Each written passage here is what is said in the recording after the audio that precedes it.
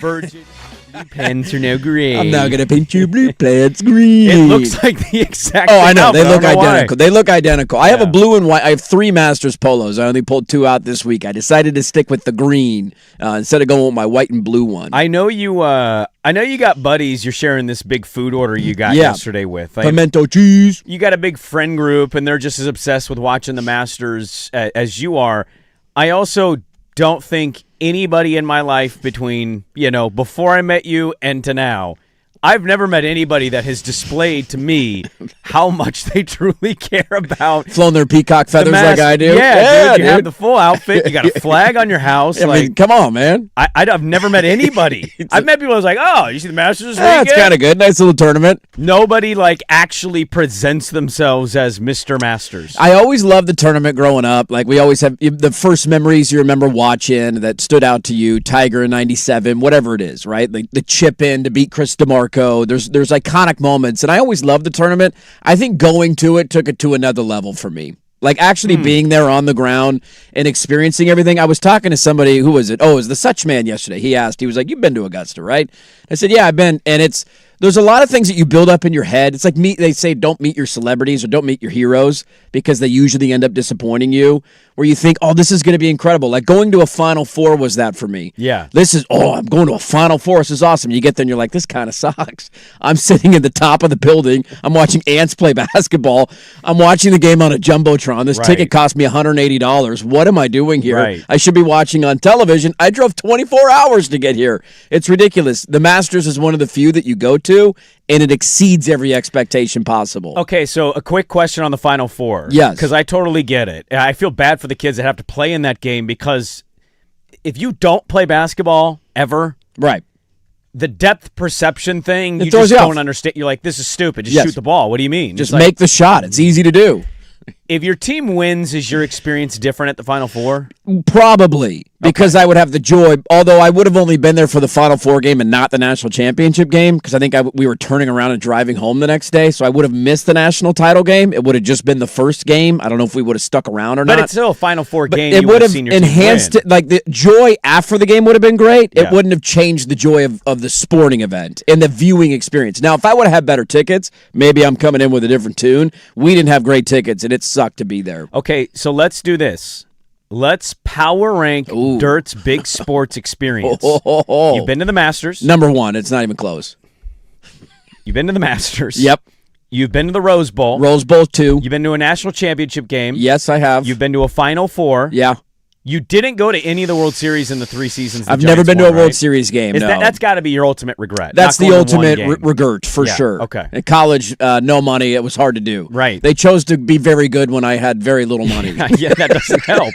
Damn it with them. Damn it! The timing on your dynasty sucked. Am I missing anything else? Fiesta Bowl. I guess we could put non-national championship bowl game in it. Yeah, I'm trying to think. Fiesta. I mean, yeah. Actually, I haven't been to a Fiesta Bowl. I guess you'd been to the Fiesta setting. Yes. Because that's where they played the Natty, national right? championship game was in Glendale, same building as the Final Four. So let's, and NBA playoff game? Yeah, Western Conference Finals game. There you go. We didn't win. So that was kind of cool, the novelty of it. Let's power rank these. Power ranking 1, easy number 1 is the Masters, far and away. And this is even including seeing my team win a Rose Bowl, which was an incredible experience. Rose Bowl's number 2 because of the ending of it, the sunset, everything that goes into it. The day is incredible. The stadium sucks, and that's what people don't talk a lot about with the Rose Bowl. It's just old. There's not that many vendors. It's like, it takes forever to walk around. Yeah. Seats are bad. All that kind of stuff sucks, but you overlook it because then the sun goes down and you're like, oh my God, this is heaven on earth.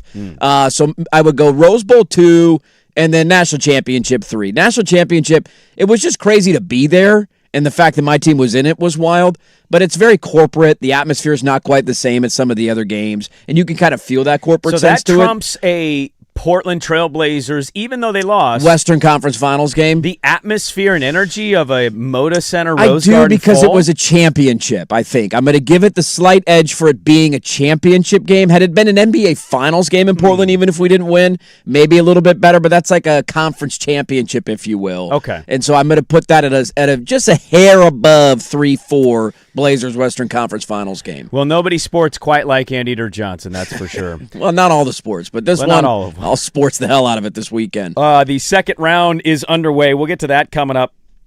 At 6:15. So we have Schultzy filling in today. Schultzy, hello. Good morning. Hello, Hey, Schultzy. guys. How we doing? Long time no Friday. see. Yeah, it's been a couple weeks. How you doing? Hanging, tired but good. You know, the usual. Yeah. You hitting the doing all panic right? button? Use. We panic buttoning yet? I've been worried about you. We're worried about Your you. team sucks. Oh, Are we terrified? Are we patient? What Are Cal we- Raleigh used last year that he's not using this year? Can we inject him again? that's a good question. No, Get the cream and the clear Is out. it clear? I've been putting up with my dad calling me every day, being like, "They're still sucking. What are they going to do about Julio and Cal?" And I'm like, "They can't do anything. What are they going to do? Send them down to AAA?" Yeah. I put up with years of disappointment as a Mariners fan, so the panic button will be hit, but not until Not quite like, yet. May 15th, May 20th. That's fair. That's fair. That's a good take. It's another month for me, but this is a guy that's A, biased, and B, used to a lot of crappy play, so we'll see. I think your division sucks. Yes. And That'll help you. But you're also 3.5 back already. It's like quickly you get buried, even behind not great teams. Just be thankful that there's not a runaway team already in your Exactly, division. yeah. Exactly. Because if there was, you'd be like 8 games out of first place right now. That is literally Would be what the I told my Nationals. dad. 2 weeks into the season. And we are 10% in, like you just said. Yeah. There's 90% to go, y'all. It's all good. Well, Schultzy's filling in for Swag today. We had lowercase Casey yesterday filling in for Swag. And so, we didn't want to say anything. We talked to Swag after the show, and he is going to be out this week. He says he'll be back on Monday, but he is we just thought we'd pass along. We didn't have Swag the end of the week. He's been dealing with a family emergency. Yeah. And so he intends to come back Monday, which personally think it's psychotic, but I understand when he was kind of walking us through everything yesterday post the show. And so we're just really thinking of him and his family going through a pretty difficult time right now. Yeah, it has not been fun for him to deal with, and we're praying for him and his family. If he's in Monday, that's great. If he's not, we totally understand. He's going to take as much time as he needs. Have you prayed? I have prayed. Do you pray? I pray occasionally. Do you call it praying, or do you just say good things to whatever? Yeah. Does that make sense? It does, Do you start it with a Dear Heavenly Father? Dear Heavenly... Or do you just I don't go hope full good things Dear happen Heavenly for him. Father, but hey, Fingers interlocked? hey, bro, chach in the sky. Rossini There Vrabel is style? an acknowledgement. Keep those eyes out, all right? Hey, Chach. we're going to need... Hey, bro, chach, we're going to need a little bit of something down here, all Do you right? guys pray in bed each night? Like, I've always done that. It's Not a every weird- night. No, I'm not on a daily Wait, are basis. you on your knees, with No. your hands I'm on like the bed? laying in bed before I'm going to sleep. No. It's Yeah, just- okay. Kind of right before you shut your eyes to go to sleep, you're laying head on the pillow, looking up at the ceiling. My great-grandparents were really religious, and so we'd go to church with them pretty frequently there for a minute. And so I would have to go. Once in a while, my mom would drop me off at their house on a Saturday, probably to just get down and dirty with her sinning self. Yeah. And so I would be there, and I loved them. Their house was very comforting, except the bedroom I stayed in was terrifying. The wallpaper was lined on the sides with apples. Oh, no. I don't know why. Because the 50s were awesome. Yeah. Maybe that's what it was. The bed was fine, but they were full on. When I went to bed was when they went to bed. When I went to bed with my mom at her house, the light would be on underneath the little door. Yeah, crack. she'd stay awake for a while. Right. She's not going to bed that early. So it always felt like a bit of a night light for me. So I didn't care about the full light door shut thing because I'd have a little bit of the night light crack. I'm she's still awake, so I'm fine. My grandparents didn't operate that way. No. It was light. We're It's going to bed. pitch black, man. It's 9 o'clock. Lights out, buddy. And, when you're a child, you'd hear all kinds of noises. One weekend I had to stay with my great-grandparents.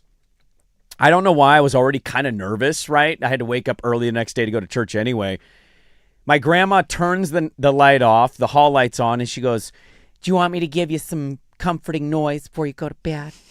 Sure. Yeah, why not?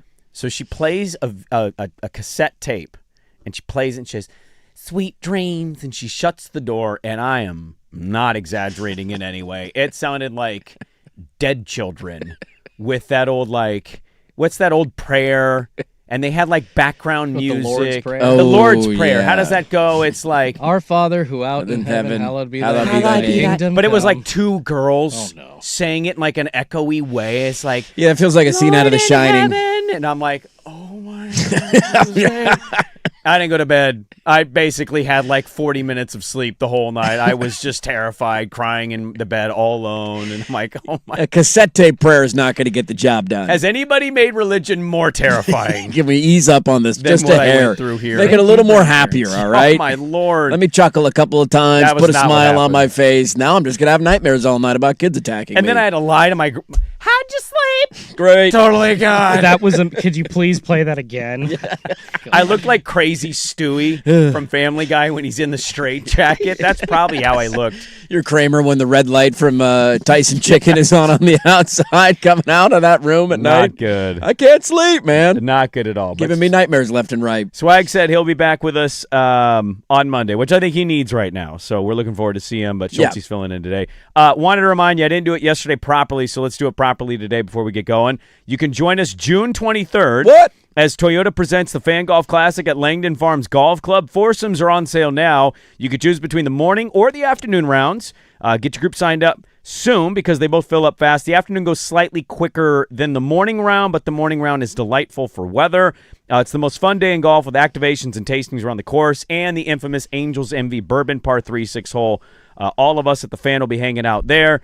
Danny and Patrick, Luke, Isaac Suk, us, all hanging out, heckling and admiring your shots. Of course, we'll keep you fed with the post-round meal thanks to Matt's Barbecue.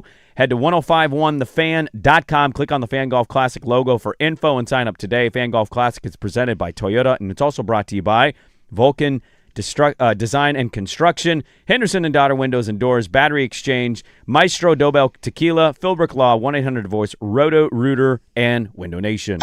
There you go. Nailed it, dude. Can't wait. It's going to be fun. It's going to be a ton of fun. 1051thefan.com. Let's do this. We have a lot to get to and talk about today. I want to start with the Masters. Okay. How terrified Joe Fisher is right now? Round one over. Round two's already begun, but some takeaways from round one. We'll start there. It's nice to have you guys with us. Let's get it going on 105.1, a Football Friday, Flop Shot Friday, Fast Break Friday edition. We start next on The Fan.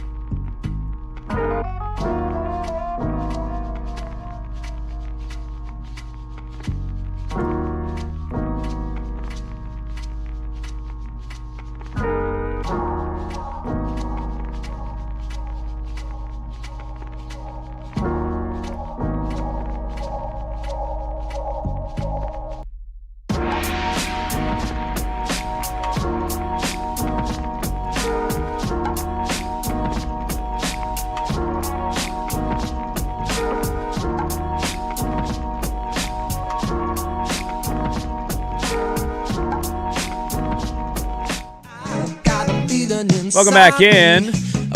Yesterday, a lot going on down in Augusta. Had a chunk that I missed because I had some stuff to do, but it was delightful having it on in the house and in the garage, even though I watched all the way to the end. They had Harry English and Penge, or some guy I never heard of. I don't know. I watched the final Penge was bringing in the last group. Did you watch the Amazon coverage? Did you flip over to Amazon? I did not watch Amazon. Okay, I didn't either. I missed it after that. I think I pulled the plug to go outside at about, Scotty was on like the 17th hole. I wanted to get through most of his round. He was on ESPN. All of his stuff was on ESPN. Yeah. It kept going for another 2 hours on Amazon. Takes it for the 2 hours Gotcha. After that. I didn't see any of the Amazon coverage. We'll get to some of the golf stuff itself. I just wanted to know because I can't recall, according to a story I read, I don't know if this has happened before. Yeah. We had a major champion ejected from the Masters for violating a phone policy. We did. He took his phone out, and they're like, we don't care who you are. Not a Masters champion. No, not a Masters, a Majors champion. Although he did come very close to winning a Masters. Finished second. Second in one of those years many moons ago. Mark Calcavecchia. Yeah, that's pretty close. Was I wrong? I think that's pretty close. I think that's how you say it. Vecchia, I think. Oh, is it Vecchia? Okay. I think it's Vecchia. He took out his phone, and there are no phone policies, no joke. Hey-ho! And they ejected him. They contacted him, and he basically is like, the Masters is a nice event. I have nothing else to say. Hung the phone up. I got tossed out of here. Major champion get ejected. He's actually active on social media, too, and there was a picture of the Champions Dinner that went viral the other night, and there was this guessing game of, can you name all these past former champions? And he jumped into these random responses, and somebody was trying to figure out who Sandy Lyle was, who's one of the past champions, and he commented, he was like, yeah, that's Sandy Lyle. I would have been in there if it wasn't for him hitting the greatest shot in Masters history from the bunker and beating me by one stroke. So he's active, I guess, with his phone, and they gave him they take that very seriously, man. Keep your phone in your pocket. But we've got the defending champion Rory McIlroy with a 5-under first round. Now, not everybody is teed off. Second round just started. He is tied for the lead with Sam Burns. And he had himself a delightful little round. The leaderboard right now, man, like juicy. It's exactly what you'd want, I think, as a sports fan, at least going into round 2. Yep. Name recognition-wise. And we also, for a minute there, we thought we might have 66-year-old Freddie Couples hanging around. Dude. Until he posted a quadruple bogey 9 on a par 5 because he hit in the water twice. And, 3 times. 3 times, hit thank 3 you. balls in the water on 15. According to him, post-round, because he actually did an interview, and boy, you want to talk about class. Freddie Couples doing an interview for 2.5 minutes after finishing the way he did is all class. He had never, he said, hit a ball into water 90 yards out 3 straight times. He did. He dumped a sleeve into the water on 15. Brutal. This is the beauty of golf, and especially the Masters, because these past champions get invited back to play every year, and he's obviously a past champion. He birdied his first 2 holes. And so if you're watching early in the day, they kept showing the leaderboard, and it's two like he was top 6 on the leaderboard right out of the gate. And you're just seeing Fred Couples 2 under, and he hung around. I don't know if he's going to make the cut or not, but he clearly showed for 15 holes. 2002? It's like, yeah, dude, it was wild. He's like 66 years old. He won in He's 1992. playing a yellow golf ball. He's hitting 7-woods all over the place. Like, he doesn't drive it that far. Like, him being 2 under for that long was remarkable. And then he just had a rough, but a lot of people had a hard time on 15. And that was kind of the story of the day, was this tournament is going to get off the rails pretty quickly. The conditions are really hard. I know it looks weather-wise great, but it's so dried out. Yes. Everything is just moving and moving really quick. Freddie had a really funny line in that interview. He was like, well, you know, I'm a layup guy now. I'm not reaching the par 5 and 2. And so he's having to calculate where he wants to lay up. And he's like, 90 yards out's my sweet spot. I've never done that before. But and he talked about how he was worried, and there was a lot of people who went over the 15th green because they couldn't land balls on the green. It was so firm by the middle and late afternoon. Some people even went so far that they hit it over and it bounced over and then went into the water on 16. Gary Woodland almost did that. He came up like a yard short from going all the way in the water on the backside. And so he was worried about going over the green and then left it probably 3 yards short of his landing spot, and it rolled into the front of the water. So here are your names right now. You've got McIlroy, Burns, Clark. Clark's hot early this morning. He's one of the few guys on the course right now, and he, I think, birdied 3 in a row early today. He was even par, and now he's 3 under, so he's already risen to the leaderboard. You've got Day, you've got Reed, who's won it. Justin Rose come close. You've got Scotty Scheffler, Shane Lowry, Xander Schauffele. Gary Woodland stayed 1 under in his last 2 pars. Fleetwood's right there. I mean, you kind of go through it. Koepka's right there. Yeah, He's he uneven. got hot at the end of the day yesterday. Spieth, he also had a putt that I have no idea how it didn't fall. It took the weirdest little dribble, and then hop. it stayed right on the edge of the cup and never dropped. Yep. Spieth is even. Thomas is even. Homa's even. Like, you go through this. Even the guys who didn't play well. Now, you have some guys who blew up. You had John Rahm go six over. Yep. But you still got, like, Morikawa, Fitzpatrick, Oberg. They're only 2 over, so the cut line's got. I'll be curious to see where it ends up going today. I think at my count, at the end of the day yesterday, there's only 16 players under par of a 80-something person field. So if you're 2 or 3 over, you're right in the thick of it. If you go ahead and shoot an even today, you got a chance of making the weekend. And even if you're 4 or 5 over, if you get hot, you got a chance to do it. The question I have early today is who can kind of ride the easier conditions in the morning. So far, the answer is Wyndham Clark. 300 through 4 holes is a great start for him. Yeah, because it's already tough, but it's going to get harder as the day goes on. And so guys like Rory, who are teeing off at the end of the day, Sam Burns, who are teeing off at the end of the day, gonna cook. Those are your 2 leaders, and you're just going to have to hold, like, white knuckle that thing for 18 holes because it's already firm. It's already hard to land balls where you want to land balls. And so a few of these guys, like Justin Rose, has a pretty early tee time today. I think he goes off at 6:50, something like that. Scotty's early today. So there might be a couple of those guys who are a few shots back who are able to ride some easier conditions early in the morning. So leaderboard being great, and now you got Rory McIlroy looking to win 2 straight green jackets. What's up, Joe Fisher? How we doing today? See, you shouldn't be doing that. That's something you do on Monday if he wins because I'm always going to do it because because so much golf. I don't care. He won a Masters last year. Right. And Joe Fisher's now acting like that didn't happen. He asked me for help filling out his Masters pool the other day. Let me take a little peek behind the curtain. Sure. We were talking to the brand man, got out of it, and Joe Fisher's desk, his little kiosk, is right there. Hey, Dirt, come help me fill out my Masters pool. I'm like, all right, buddy, I got all my Masters gear on. Let's do this. And it's one of those where you can pick golfers in every category, and there's like 10 names at the top where it's Bryson and Scotty and Rory. You got tiers to it. Right, tiers to it. You can pick one guy in the first group, and I'm like, well, why wouldn't you take the past champion? No, I'm not doing that. Okay, I'm pretty sure. Now, he can correct me if I'm wrong. He's probably not listening right now. I'm pretty sure he ended up taking Bryson. He took the doucher, which... +4. Have fun with that, blaming his golf ball and his 3D printed 5-iron. I only hit it. God, he's such a douche. I'm so glad he blew up yesterday. Him and Rahm blowing up was perfect. hilarious. Yesterday was a perfect day. The conditions were tough. Rory's atop the leaderboard. PGA, wasn't Perfect day, dude. Yeah. John Rahm and his bitch ass couldn't do anything all day. They stopped showing his shots on ESPN by the time he got to the back 9. He was 6 over. Bryson he couldn't hit anything to save his life either. So you could not have drawn up a better day. And the fact that he won it last year, I think the biggest question about Rory coming in was, what's it going to do to his mental makeup coming into the tournament?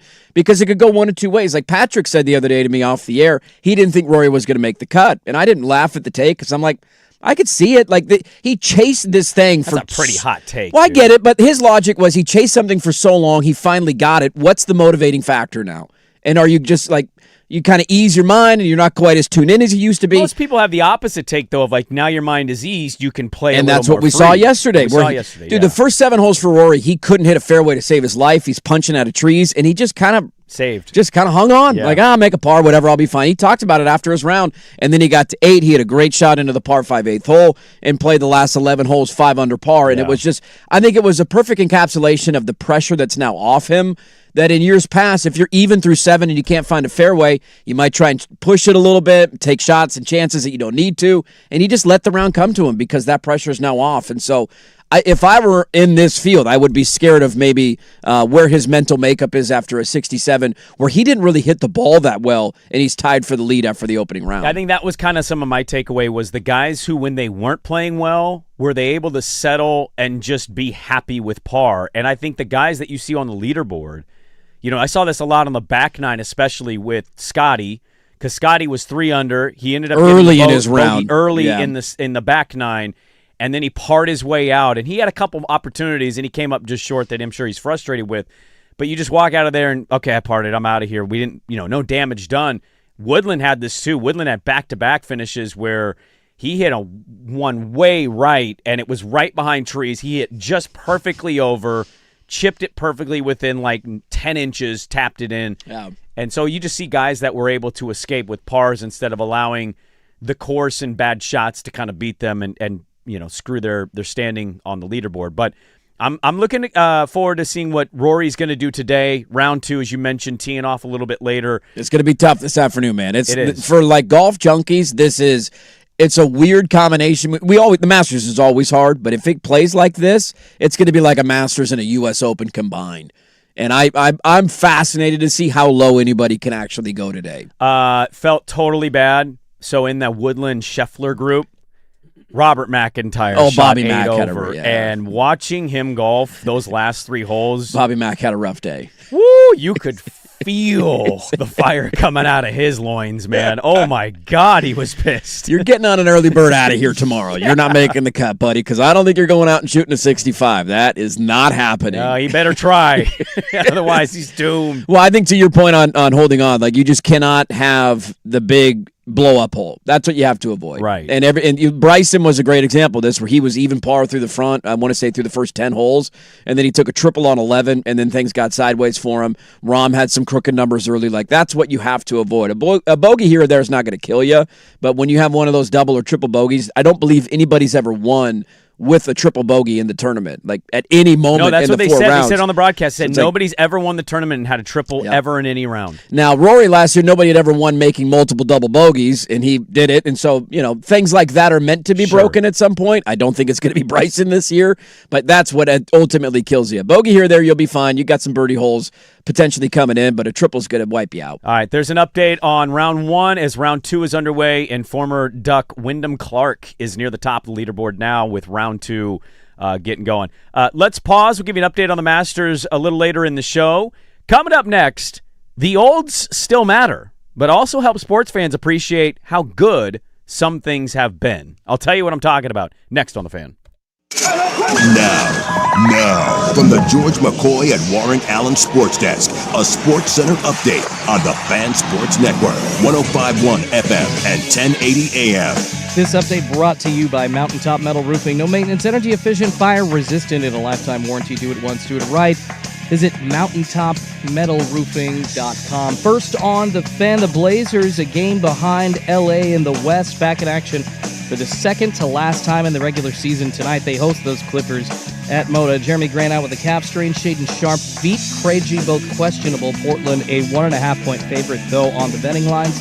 Tip-off set for 7 p.m. on KTU Channel 2.2 as they try to fight for that 8th spot in the Western Conference. Round 2 of the Masters in progress right now over in Augusta. You've got a handful of golfers, possibly a few more than that, on the course already. Brian Campbell, Adam Scott, among those out on the course. Sergio Garcia, Aaron Rai already golfing as well. Wyndham Clark, former Duck, as you just heard the guys say, up atop the leaderboard, not in first, but tied for third, with Kurt Kitayama at 3 under. Wyndham Clark through 4 right now. Rory McIlroy and Sam Burns, of course, tied for the lead at 5 under. Rory getting going at 10:44 today. Sam Burns at just after 9:30. And over to the pitch, the Portland Timbers hosting LAFC tomorrow afternoon at Providence Park. Coverage getting going right here on the Fan Sports Network at 12:30.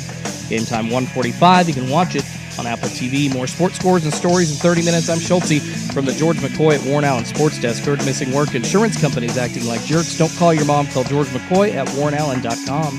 The home of the firm of Harris and Meringue. Weekdays 10 to 1.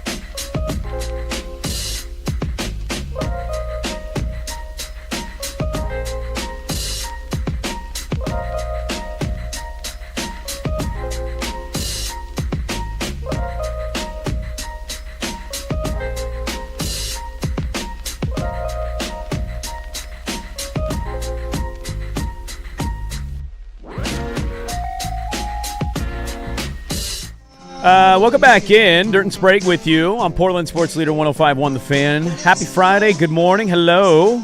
Hope you guys got some weekend plans that are exciting. Got the Nike Hoop Summit this weekend. I'll be going to that. Oh, you're going tomorrow night? Yeah, I like to go to that event. And I'm working with the head coach of the world team, Marshall Cho. Oh, look at that. He's a great coach. He did great things at Laco. He's worked at a bunch of different places. He's been coaching the world team now for a while, so I'll go to that game, root them on, watch the women's game as well. And how long until Brandon Sprague's the coach of the Portland Fire and you leave me behind? Given they just hired a 30-year-old who has transformed the entire sport of basketball, I'm going to guess never. You never say never, Bob. Would you that never be say odd never. Of like, I just like randomly tell you, hey, dude. Hey, by the way, I'm on the staff now. What? All right. You're not doing the show anymore? Can I do both? Doug Gottlieb did. Yeah. For a year. I think it'd be different being an assistant for the Portland Fire For in sure. a radio show versus the head coach organizing literally everything. You're going to take the equipment with you when you go on road trips. You're waking up early in the morning. Where are you at right now? Indianapolis. Oh, hey, good morning, Sprague. I'm in Dallas, 2 hours ahead. Getting ready to go. So, yeah, looking forward to that event this weekend. The weather's supposed to turn back to the rain, so enjoy maybe your last nice day. It's supposed to be cloudy all day and warm. Yeah, today will be fine. You know, I want to get to the Blazers. They have a playoff game. We'll get to that top of the hour. Are we too in the weeds on the Blazers? I want to talk about that coming up. And your basketball coach may have aired some dirty laundry accidentally yesterday. He did. I didn't know he was doing a press conference yesterday, and then I saw it, and I was like, oh, okay, Dane Altman. Before we get to all that, though, I want to ask you about this. You probably didn't watch, but did you see what LeBron did last night? I did not see what LeBron did last night. So the Lakers are without Luka and Reeves and probably will be in the playoffs, and I think they're going to be a relatively quick out when they get to the playoffs, okay? Yeah, without those two players, it's not going to last long. But they're in the thick of playoff seeding. We have one game left. They played the Golden State Warriors, who did not play Steph Curry, because the Warriors don't need to play Steph Curry. They're locked in the 10 seed. Yeah, Draymond joked the other night that they could have lost 20 games in a row, and they'd still be the 10 seed in the Western Conference. He's 100% correct on Yes, that. he is. The Lakers beat the Warriors last night, and LeBron had 26, 11, and 8. He also had 2 steals. Yeah. Okay? And a LeBron block. James is 41 years old. Yes, he is. And there's a really good article here by Ben Rohrbach of Yahoo Sports, who basically puts some things into perspective, okay? Now, a lot of the NBA chatter this year is tanking. It's games played to be eligible for awards, Yes, right? it is. Pretty negative stuff, as we highlighted yesterday.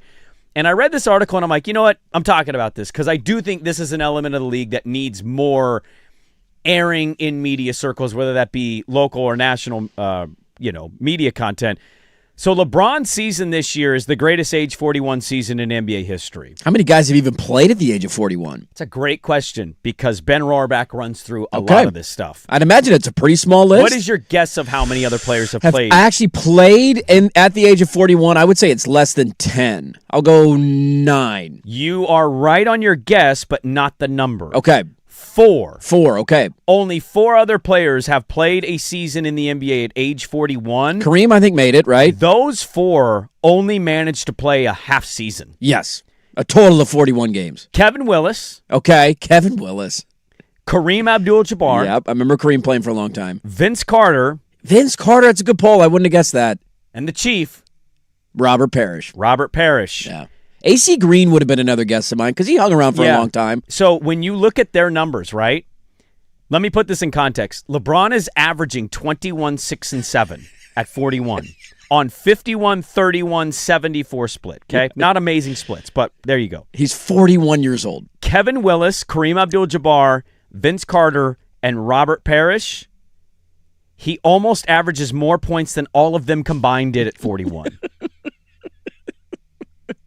I mean, we don't give it enough. We don't give it enough recognition. I know people think we do. We don't. We don't. Really don't. We don't talk about it enough. Did you watch his Bob Does Sports? I did watch his Bob Does Sports because I love Bob Does Sports, and it was hilarious. And his line about I wake up every morning and I'm questionable. I go to sleep every night. He goes to sleep. Available.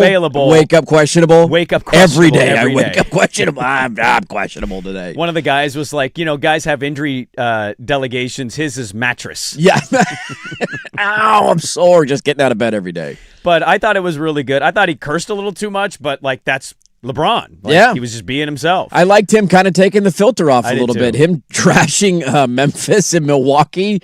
I want nothing to do with these He cities. got blowback for that. Which, who cares? I wouldn't want to be in Milwaukee on a Tuesday night either, LeBron. think I'm he not cares. 41. I don't blame you for that. Also, you can tell he just started playing golf. Some of those shots, Oh, buddy, yeah. woof. He's got the bug. We talked about it a couple weeks ago. His, was it a Super Bowl commercial or whatever it was for? His Beats. His Beats commercial. Yeah, and he was playing golf and tuning out the noise. Everybody's giving him golf tips. Like, he's got the itch and the bug, which is awesome, man. It's good for the game of golf. So this article is not just about LeBron, though, as we highlight his 41-year-old season.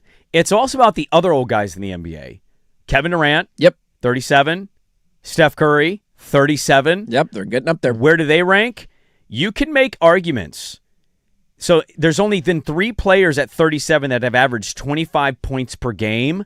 2 of them are Durant and Curry. Yeah. You know who the other is? No. LeBron. Oh, yeah, well, of course. LeBron James. Only 12 players have ever made an all-star team at age 37, including Durant and Curry. Only 3 of them, LeBron, Kareem, and Karl Malone, made an all-NBA team at 37. Durant's going to make all-NBA this year, and Curry would have made it had he been eligible with the games played. Yeah, the nagging knee injury knocked him out. When you look at some of the splits and some of the percentages and the numbers themselves, you can make an argument that Kevin Durant is having the best age 37 season in NBA history, only against LeBron James did at age 37. I mean, you're looking at, and I don't know how many more years it will take to get there, because LeBron's going to go for another year. To your point, Curry and Durant still have the ability to fill it up and have good seasons, right? They're not guys at the age of 37 who are sitting on the end of the bench. In fact, Kevin Durant, when he was acquired by Houston, that was like the big, oh my God, they got Durant, and he's 37 years old. Move. And we're still talking about it as if he was, Durant from a handful of years ago having a great year. You're staring into the future of what the NBA is going to look like when 3 guys who have been atop your sport for a long time are gone, but it probably won't happen in the next 2 to 3 years. LeBron's going to go one more, and KD and Steph, I think, will probably go until they're 40. As long as they can keep making shots and hooping, which they both have the ability to do, like, you're going to hang around in the NBA for a long time. I think that's the tough thing is, like, KD, and he had this, I think it was like a month or 2 ago, KD had mentioned something to the effect of, like, I'm leaving soon. That he might not be LeBron. He might not be Doesn't playing want to hang on that long. 42 years old. He might hang it up at 38, 39. And so that was, caught people off guard. Curry can play probably till he's LeBron's age, assuming his health can stay up, and this year certainly wasn't that season for him. But his numbers, so here's his 40-game sample size, okay? He played 40 games this year. He's averaging 27, 4, and 5 on 47, 39, and 93 shooting splits. It's one of the greatest seasons a 37-year-old's had. Has ever had. As long as you can shoot, that's the thing. Like, it's one thing to get older, but you've relied your entire career on your athletic ability. Like, that's what's so impressive about LeBron. It's not that he's never been a bad shooter per se. It's that wasn't ever the strength of his forte, game. yeah. The strength of his game was, I'm the biggest, baddest human being to ever play in the league. You can't stop me. I'm getting to the hoop, and I'm a physical freak. And he's been able to hang on this long. Steph, like, the ability to shoot's not going to go away for him. And so he might lose his step. He might not be able to get around you the way that he used to. But if he can have those shooting splits, like, why would you not hang on for another 3 years? He just did this the other day. They ended up losing the game, but when he came back, yes, he lit it up. he was insanely on fire against, coincidentally, Kevin Durant and the Rockets. He couldn't miss. There's Steph Curry, still has the ability to do it. I have a little bit more on this because I didn't get through it all, but it's just something that's, I think, to put in perspective, something cool that's been happening is that element. There's also another element I want to add to it, and it has to do with a team we're playing tonight in the Moda Center. So I'll tell you what that is next on 105.1 The Fan. The Fan is live on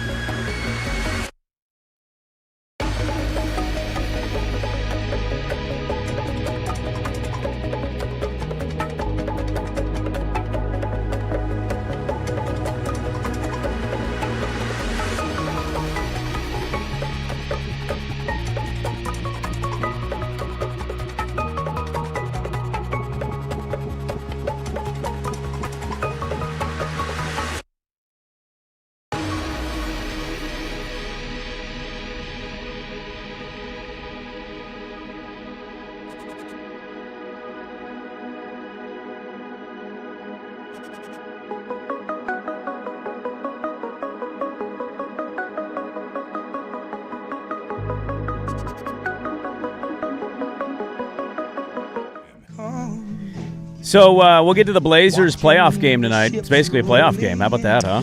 Yeah, you win, and you're the 8th seed. Not technically, but technically. The fight for the 8th seed. You're not losing to the Kings. No, you're not going to lose to the They Kings. will play Doug Christie as the coach and the player if they need to. You know what I mean? That's If they have a lead against you, they will foul you to send a good free throw shooter to the line with 2 minutes to go in the game. I just want to highlight, I do think I get bogged down into it just as much as any sports fan that doesn't really care about the NBA and basketball. I do, of like the negative sides of it. Like I saw yesterday, I watched the Knicks-Celtics game. I thought that was a delightful, great game that gets me excited about the playoffs. And yeah, good rivalry. I saw Bob Ryan tweet something, and our friend Gundy quote tweeted, and it's like, yeah, but tomorrow on the headlines, was Nets-Pacers ethical? And I'm like, yeah, it's kind of what it is. Nets only scored 94 yesterday. I think that Nets team is the worst team in NBA history. That's the worst team, huh? And then I think also Utah this year is the worst team in NBA history. Do we have 5 worst teams in NBA history? Yes. Okay. The Nets, the Wizards, Yeah. the Jazz, the Kings. Yeah. A lot of options here. Maybe there's 4. Maybe those are 4 of the worst teams. The good in news NBA for history. NBA fans like you is that this will all come to an end on Sunday. Yeah. Their seasons will be over. They will not be playing anymore, and the only basketball that will be left is meaningful basketball. And meaningful basketball is going to be at the Moda Center tonight, and do an early little peekaboo at that game because we'll talk about that. There's an element of this game that I want to ask people. But before we do, I was talking about LeBron having the greatest 41-year-old season ever. There's only been 5 players that have played at that age, according to Yahoo Sports' Ben Rohrback, and he dove into this. And Kevin Durant, Steph Curry having 2 of the best, 37-year-old seasons we've seen. There's another guy, and we play him tonight, having debatably the best 34-year-old season we've ever seen, Kawhi Leonard. He's 34, huh? He is 34 years old, and it's very interesting. He dives into the numbers of Kawhi Leonard, and you look at the seasons of guys who are 34. And Kawhi Leonard's probably going to make All-NBA second team, I would guess. But Kawhi Leonard, in having the year that he's having, despite the Clippers not being the greatest of teams, No. he comps his season statistically with you-know-who? Michael Jeffrey Jordan's 97-98 season. Now, that was capped off with a 6th championship. Yes. Regular season was tremendous, and he won the Finals MVP that year. So it's hard to say that it's better maybe than Jordan's season because it's not going to end the way Jordan's season ended. But when you look at some of the numbers, this is a 98 Jordan year. He has a 67 true shooting percentage. Jordan had 53.3, which also explains the PER gap when you look at both of the players. He's going to be in the all-defensive category. Is he going to make all-defensive team? We'll have to wait and see on that one. But he leads the league in steals and deflections. His on-off efficiency rating is higher. And so when you look at some of the advanced analytics, you're talking about a guy who's having maybe a better season than Michael Jordan did in his last year with the Bulls. Which is pretty remarkable. When they won the championship. Yeah. And the only reason I'm highlighting this dirt isn't to be all nerdy and He's going to hit the games played mark, by the way, tonight, too. He's at 64 Absolutely. games, so he always load manages a little bit, but he's going to hit the threshold. it's been less egregious this year. And I think some of that has to do with the Pablo Torre investigation of, Sure. can we dead some of this? Because if he sits out, it's going to be a narrative. Well, you trade Harden, too, and so there's not a lot left around him. The funny thing is you're seeing the best season by a 41-year-old ever. You're seeing debatably the best season by a 34-year-old ever, a 37-year-old ever. And oh, by the way, when you look and dive into the numbers, you're looking at probably the best season by a 27-year-old by SGA and 22-year-old by Wemby. Also, best 30-year-old season by Jokic, best 26-year-old season by Doncic, and best 19-year-old season by Cooper Flag. The NBA has a lot of problems. They do. What I will say, though, is you are historically seeing greatness. Now, whether you're choosing out there to watch that on a nightly basis, a once-in-a-blue-moon basis, or never because you're going to tell me the league sucks, whatever. Every single one of those guys, though, sans Flag, and we'll see how the plan goes, will be in the playoffs at least. Exactly. And so all I'm pointing out is history is currently in front of us, and instead of focusing in on what Utah's doing to lose or the Kings are doing to lose, you could flip it and say the league has never been played at a more exciting level. It's harder than ever to play because of the style they play. and you're seeing some of the greatest players at certain ages performing. This is an argument I've seen a lot on the NBA, is that they give too much oxygen to the negative aspects of the game, which make the stories not go away. Does the league give... Okay, so I agree So, like, with the that. tanking thing is a prime example of this. Yeah. They are creating... Like, we can joke about not wanting to talk about the Encore product and wanting to focus on the tanking and the games played threshold and all that. One of the reasons the tanking stuff is in the news is why? Because Silver's going to Silver's change it. going to change it, and they're going to vote at the Board of Governors. And so, okay, here are your 3 ideas, and that's an easy segment. So you're going to talk about it instead of just simply saying, you know what we're going to do? Screw it. We're going to get rid of the lottery. Worst team gets the number 1 overall pick, and we're done talking about this. If you truly want to be that bad, then truly be that bad. You'll get your player and hopefully get out of the tanking, and you'll be back to relevance in 2 to 3 years if you land somebody with your top 3 pick. We're not going to talk about it anymore. Let's focus on our stars and the strengths of basketball. Yeah. They are the ones in some regard that is giving it more oxygen by constantly bringing it up and talking about how it needs to be fixed. It also doesn't help when some of the national voices, and you know who's actually gotten blowback this year? Who? Inside the NBA. Ah, really? Yeah, because I think the Hoops universe, while they enjoy some of the comedic value of the show, I just think they're incredibly tired of watching them absolutely bag it every day. Yeah, complain about it day in and day out. I mean, because they don't watch it. They Right. don't follow it really. They know they can. Now, I don't mean this as a shot at you. It's not your favorite sport. No, go When we get ahead. to the playoffs, your predictions are going to be just as you could probably nail things better than I can, right? Because you're just going to look at the standings, you know who's on whose team, and you're going to do, well, the 1 seed's going to be there, the 2 seed's going to be there, and the 3 Fill out my seed's gonna be bracket. I'm there. going to go look chalky. Exactly. You're going to go chalky, and largely in the NBA, you end up being right on that. But I do agree with you. Just want to highlight, you're seeing history being made all over the league. It's coming to an end, the regular season, and we got the playoffs around the corner. Most of these players in which I cite are going to be in the postseason. And we get a postseason game tonight? We do. Let's talk about that. There is an element of tonight that we forgotten, or do we not care anymore? And are we too in the weeds on our own team? I'll tell you why I'm asking that. And Dana Altman spoke. We got a loaded second hour Dirt and Sprague on 105.1 The Fan. Tonight, And the pitch. lights up.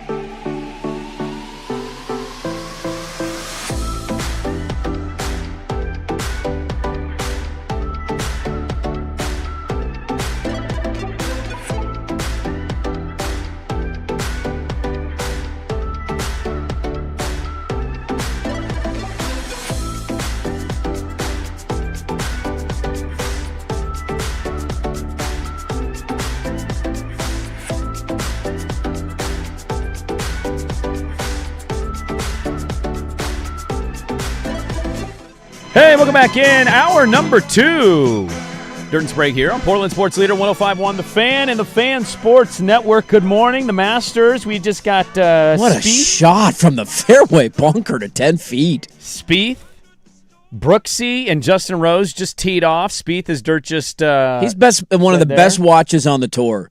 Because he gets out of scenarios that just don't make any sense. He had one on 10 yesterday where it sounded like his ball hit the tree, and then you look up and they're like, "Where is it?" And it lands 5 feet from the pin. He's also very colorful. I love when they live mic Jordan Spieth. Yeah, he's good or bad. Yelling, he's angry, he's happy. He's like, "What are you doing?" All over the map, man.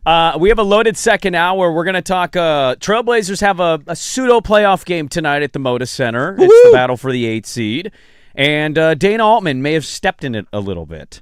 We'll get to some football dealings at some point in the show, but to kick off the second hour, I want to remind everybody that you can join us June 23rd as Toyota presents the Fan Golf Classic out at Langdon Farms. Foursomes are on sale at 1051thefan.com. You just click on that little Fan Golf Classic logo. For more info, you can sign up. We'll have Matt's Barbecue out there, and it's presented by Toyota. We also want to give a shout out to our other presenting sponsors, Vulcan Design and Construction, Henderson and Daughter Windows and Doors, Battery Exchange, Maestro de Bell Tequila, Philbrook Law, 1-800-DIVORCE, Roto-Rooter, and Window Nation. 1051thefan.com. It's the best day of the summer. Everybody's got golf on the mind. Go buy your tickets and come hang out with us. Let's kick off the second hour with this. The Blazers, as I just highlighted in the last hour, Kawhi Leonard having one of, if not the best regular seasons of a 34-year-old from some advanced metric splits. They play the Clippers tonight. They do. Last time they played the Clippers, they dominated the dojo against the old L.A. Clippers. The Tom Dundon win gave him the game ball in the locker room afterwards. Yes, our done defeated streak came to an end. We're no longer done defeated. We're no longer done defeated. The Spurs ended that streak. The Nuggets did too. 18-point blown lead blew that one. What would be a cold streak you could use with Dundon's name? Ooh, that's a good question. We'll have to noodle on that one. Help us out with that. But they play the Clippers tonight for the 8th seed. And I'm going to be very curious to see the energy and how this is going to look because we've seen these teams play. The Clippers have beaten them. They just beat the Clippers in L.A. Yep. I was thinking about this game yesterday. I did a pod with Richmond yesterday, and so it's probably on the Locked On Network today. And I thought about after I got off of something I didn't say. Do you remember when we used to hate this team? The Clippers? We used to hate the Clippers. We did. Chris Paul, Blake Griffin, Pat Beverly. Dude, he laughed at Dame at the free throw line in the bubble. He did. We hated Chris Paul. We hated Doc Rivers. We hated Austin Rivers until he got a black eye and actually balled out. And we got actually respect to you, dude. He did. He earned a lot of respect in that series. A lot of respect for me. We used to hate this team, and now I feel like, sadly, they're irrelevant. Yeah, we just kind of don't feel anything. I mean, there's no fear there. They're in the same spot as us. They're not a threat to anybody. We need to hate They this have team. a good player, but we'll always hate the Lakers more than we hate the Clippers. Now, I know. You can hate the entire city of Los Angeles, that's for sure. And it was a fun moment in the rivalry when they would go back and forth. We knocked them out of the first round of the playoffs one time. Like, there's been some good moments in back and forth, but when you have another team from the same city that we'll always hate for deep-seated reasons from many, many, many years ago, I don't know if the Clippers will ever take that mantle from the Lakers. So I hate Kawhi Leonard. I think it's ridiculous that they were allowed to cheat with his contract and the NBA still hasn't done anything about it. Well, they're going to wait for the offseason. Yeah, we're still investigating. Sure you are. Let's sweep that one under the rug as fast as we can. Yeah, they're going to drop the hammer. I'll believe that when I see it. Ballless Adam Silver actually going to do something. What is dropping the hammer on the Clippers for the Kawhi investigation? $5 million fine and it's got to be more than that, and Kawhi Leonard's no longer a Clipper. Contract is ripped up, and he goes and plays for another team. Get him out of L.A. No compensation in return. That he would be so That's pissed. Dropping the hammer. Yeah. They're not going to do that. No, probably not. How about a $47 fine for Steve Ballmer, the richest owner in the league, who just spent $4 billion building his own arena? When you circumvent, and we had the All-Star game there this year. When you circumvent the salary cap by $30 million, something needs to happen. This is the whole point about tanking. You have to take things like this seriously if you want to resolve them, and they're not good. They don't take anything seriously. Yeah, so the Clippers are going to be in town tonight playing for the 8th seed, and I'm trying to think of teams we truly have hated. Over the years, Lakers are for sure in there. Rockets are in there. Clippers prior. I mean, I think you got to go back to like the Jazz in the late 90s were in that mix. When was the last time we hated the Jazz? I mean, it's been a long time since they've been irrelevant, but if you're talking like historically teams, because I don't hate the Clippers right now. I have no animosity in my heart towards them. They're irrelevant. But think of our listeners that are Casey's age. What did Casey say he was, 24? 24, yeah, if you're 24... 24 to 28. Then you don't hate the Jazz, yeah, because you don't remember those series and Brian Grant and Karl Malone and all that. You've probably hated, if you're in the 24 to 29-year-old range. I think you hate the Warriors. You hate the Warriors. For sure. You're jealous of them more than, Yeah. And it was kind of a Kevin Durant ruined basketball thing for 3 years, so it's more of a Kevin Durant hatred than it was a Warrior hatred. But the Warriors are for sure in there. The Clippers, he would have been old enough to remember the Clippers series. The Rockets. With Harden. I think that's it. OKC probably now, because we had that going. The Russ and Dame thing and knocked him out in the bad shot, and then they get back and win a championship. Dude, that Dame Russ talking battle that would usually end with Dame hitting a 3 after a missed Westbrook 3. Yeah, it's glorious. Oh my God, those are some of my favorite. We make fun of it from time to time, and I think rightfully so. Of some of our favorite moments are first round basketball playoff moments. Yes, it sucks that it's not later in the playoffs. But also, I would argue rightfully so. Russ missing a 3. Oh, it's a great moment. Dame talking with the ball, dribbling hitting up, like a 40-footer, hitting a 3, and telling him to fly that ass south. Yeah. That is some of my favorite playoff basketball moments in Blazers history. No doubt about it. We haven't had a lot of them. That's the unfortunate part, and that's why those moments stand out. But it does not mean that they were not very cool, and we all hated Russell Westbrook for a long time. I'm looking forward to it, man. The Clippers don't have a fan base. No, they don't exist. So we don't. They shouldn't exist in L.A. Yeah, they should be moving. Move them to Seattle or Kansas City. So you don't have to worry about the opposing fans. If this was the Warriors, 20% of that building would be Warriors fans. Without a doubt, dude, because so many people have moved up from down here. If it was the Lakers, it'd down be there. 40%. Yes. 35% Lakers fans. Yeah, you transplants suck. I mean, I don't blame them. Driving up my tax dollars. No, you know what? It's more than the transplants, because if you look at NBA 2K statistics, I think this came out last year, so I don't know what it is for 2K26, but the most chosen team in your creative player by far across the country was the Lakers. It's the Lakers. It's the Yankees. It's the Lakers. It's the Cowboys. It's the sexiest team. Yeah, that'll never go away. Unfortunately, it will never go away. What they had a 4-year run in 40 years where you didn't want to pick them. Even before they got Shaq or right at the start of Shaq, if you didn't pick them because of Shaq on a video game, you picked them because you actually did like watching Eddie Jones and Nick Van Exel. Yeah, those teams are pretty fun. Their worst 4 years was what's the Ball brother? Not LaMelo. No. Oh my God. Lonzo. Jeez. Lonzo, Brandon Ingram. Be the next Kobe. Yeah, that team. The Ingram, Lonzo, Randall years where you're like, no thank you on that one. Every other time in all of our lives, they have actually been relevant and good. Relevant, kind of sexy and exciting. Yeah. So I don't blame anybody for picking them on a video game. That being said, no Clipper fans in attendance tonight. No. I've noted the attendance with the Blazers. I think Danny told me last year they were 15th in the league, which for us is not great. No. This should be a sold-out, hey, man, we haven't had anything really to care about, so why not go to the Moda Center on a Friday and scream your butt off? Yeah, it's a Friday night. That helps a ton, too. I would expect the energy to be pretty good tonight to see if the Blazers can push for the 8 seed. Yeah, you would think so. I mean, look, it's a game that has something on the line, which is a thing that we have not had in Portland in a very long time, so I'm not going to poo-poo the entirety of it. I'm still hoping that they lose in the play-in and get a lottery pick, because I still think that's the best outcome for your long-term future, instead of being a sacrificial lamb in the play-in next week. I don't like to doesn't take away from the energy and the atmosphere, which I'm sure will be great at Moda tonight. And I don't think it really matters that much whether you win or lose tonight. You have to win one less game, technically. If you win tonight and you get the 8 seed, you win that game on next Tuesday. You're the 7 seed, and then you don't have to play another one. But either way, you're going to have a chance to win the play-in, whether you're the 8 seed or the 9 seed. Do you feel good about their chances to win? Tonight or in the play-in? No, tonight. Yeah, I mean, the play-in, if I they don't win know, tonight, I don't know about good. Chances. I don't know if I feel good about anything with them lately, because they've been a very weird and funky team, and we like their chances. I would say they have. The Clippers? I mean, I haven't watched the Clippers night in and night out. I'm not going to pretend that I have. I know that they got killed by the Thunder the other night, but that's also not a unique thing. Everybody gets killed by the Thunder. We kind of killed them? We did. We dominated that game, and then we just played in San Antonio without their 2 best players, and they dominated the entire game. And we made more threes than we've ever made in the history. Spurs, though. That's going to be without their 2 best players. I know, but without their 2 best players. They still have De'Aaron Fox. Who's okay. They've got Carter Bryant. They got Luke Cornett. Like that. That's a stacked roster. No, it is not. I mean, it is, but no, it's not. Devin Vassell.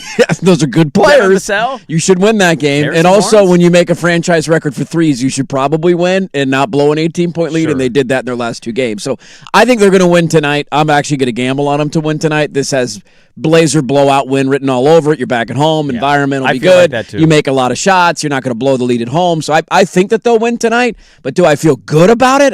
There's nothing about this team that makes me feel good. Well, also, what are we classifying as a blowout for this game? I'd say if you win by 8 Similar or more. to the last one. I mean, what was the final when they were in L.A.? Because the Clippers made a couple of runs here there. I was in Hawaii. I didn't watch the game. The closest they think they cut into that was like 7 or 8, and every time The Portland Blazers respond. they'd pile it right back up. So they beat the Clippers 114 to 104. But Yeah, so it's a wasn't as 10-point close as win. that. So, yeah, that's the kind of easy win that I'm looking at tonight if they pull it off. So something you brought up there, and I'm not one to love to like harken back to other content I've done, but I literally talked about this yesterday with Richmond, and you just brought this up organically. He asked me what I hope happens, and I'm already ready for Reddit to hate me more. Like, I probably didn't give the answer they want to hear. There are 2 ways to view this. They win tonight, they're the 8th seed. They'll have 2 play-in opportunities. Whether they're the 7th seed or the 8th seed, we'll have to wait and see on that one with the play-in. Hey, you beat Phoenix next Tuesday. You're the 7th seed. I think if they win, I think they're going to make the playoffs. Personally, I just think the way they're playing, they will.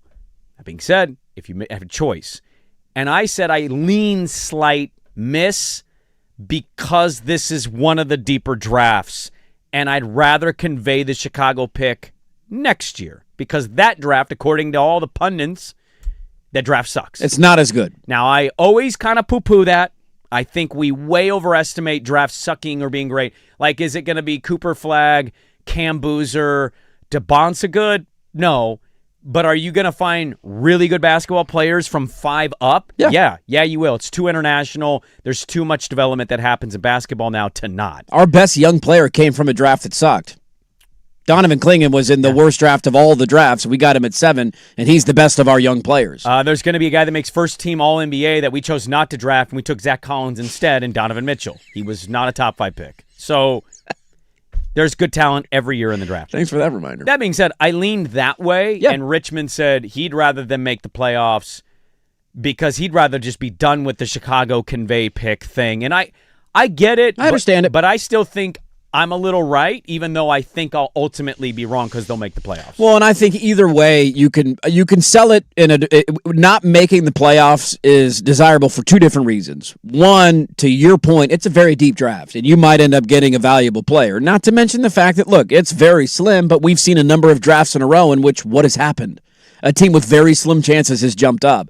That's the difference sometimes in the NBA, is the luck of a ping pong ball changing the trajectory of your franchise. If San Antonio doesn't have Wemby, they're a good team. They're a playoff team. They're not a title contending team. I don't know if they're a good team. I mean, man. look at the Western Conference, though, right? Like, without him, and if the rest of the roster is the same, you're a back end of the playoff team. Like, would they be better than us? Or would they be in the mix with us? They probably tank. They probably don't have Fox. Maybe they didn't make that. They Fox wouldn't have made that without trade. Wemby. No doubt about it. Yeah. But Castle, Harper's been really good. Like, they have other good young players, but they're not what they are without him. And so the Dallas is going to be in the mix in 2 years because of Cooper Flagg. That's what it takes. So give me my 1.5 or 2% chance at that happening.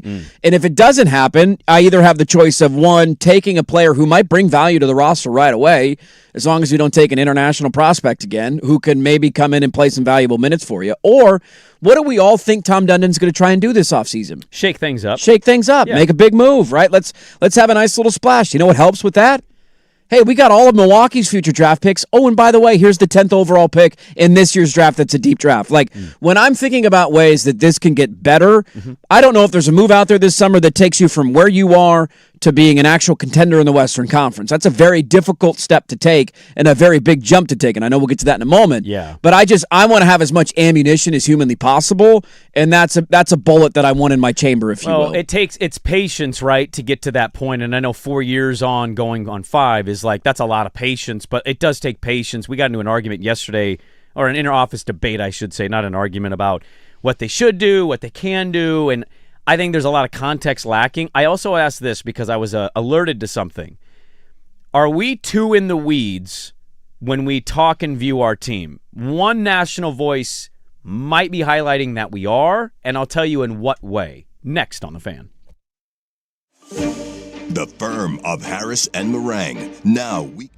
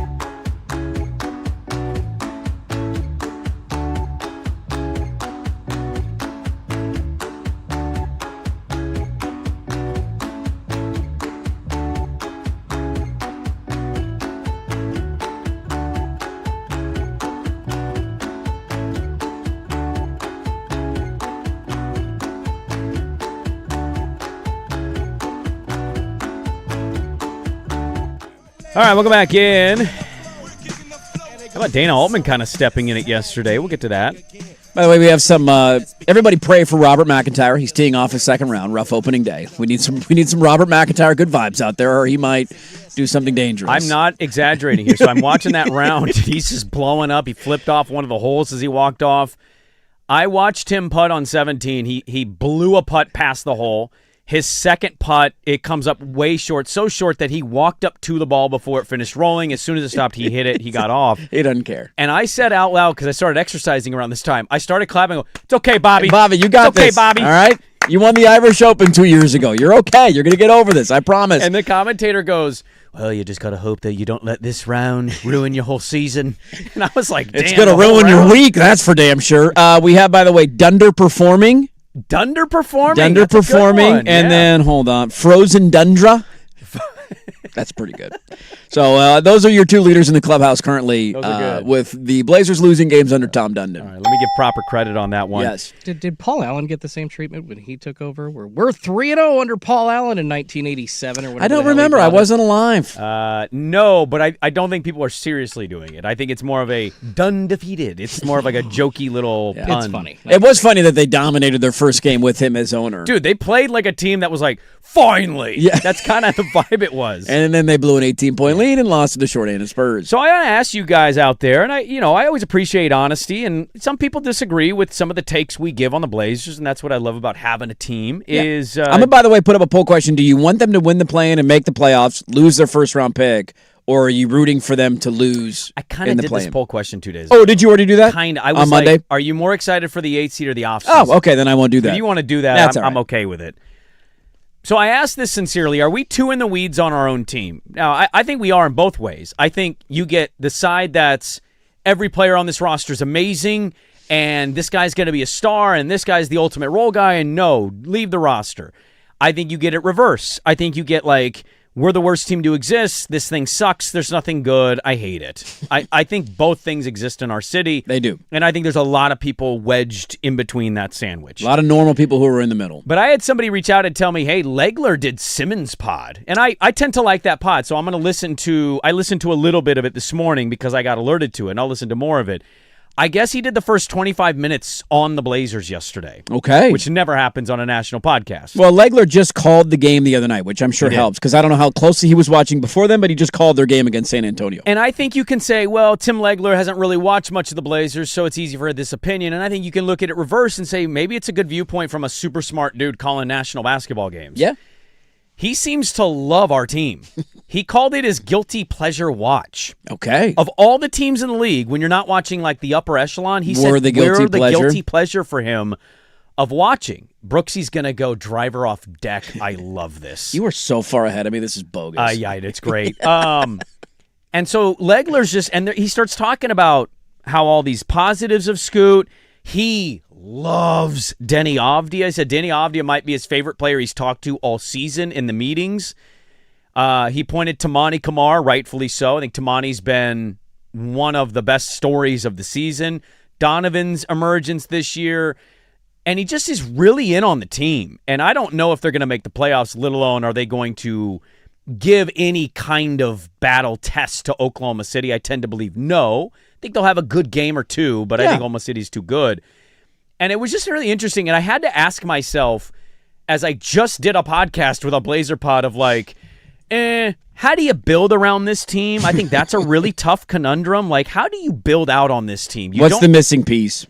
Well, if you're not going to get a Giannis, how do you build this team? Yeah, I find it a very interesting position. What would you try and go after? And so, Dirt, all I'm asking is simply on both sides of the fence, in the middle, wherever you're at, are we too in the weeds on our own team as a national pundit's coming out and saying, there's a lot of really good things about this team, and I really love watching them play, whereas we have week to week, I hate this team.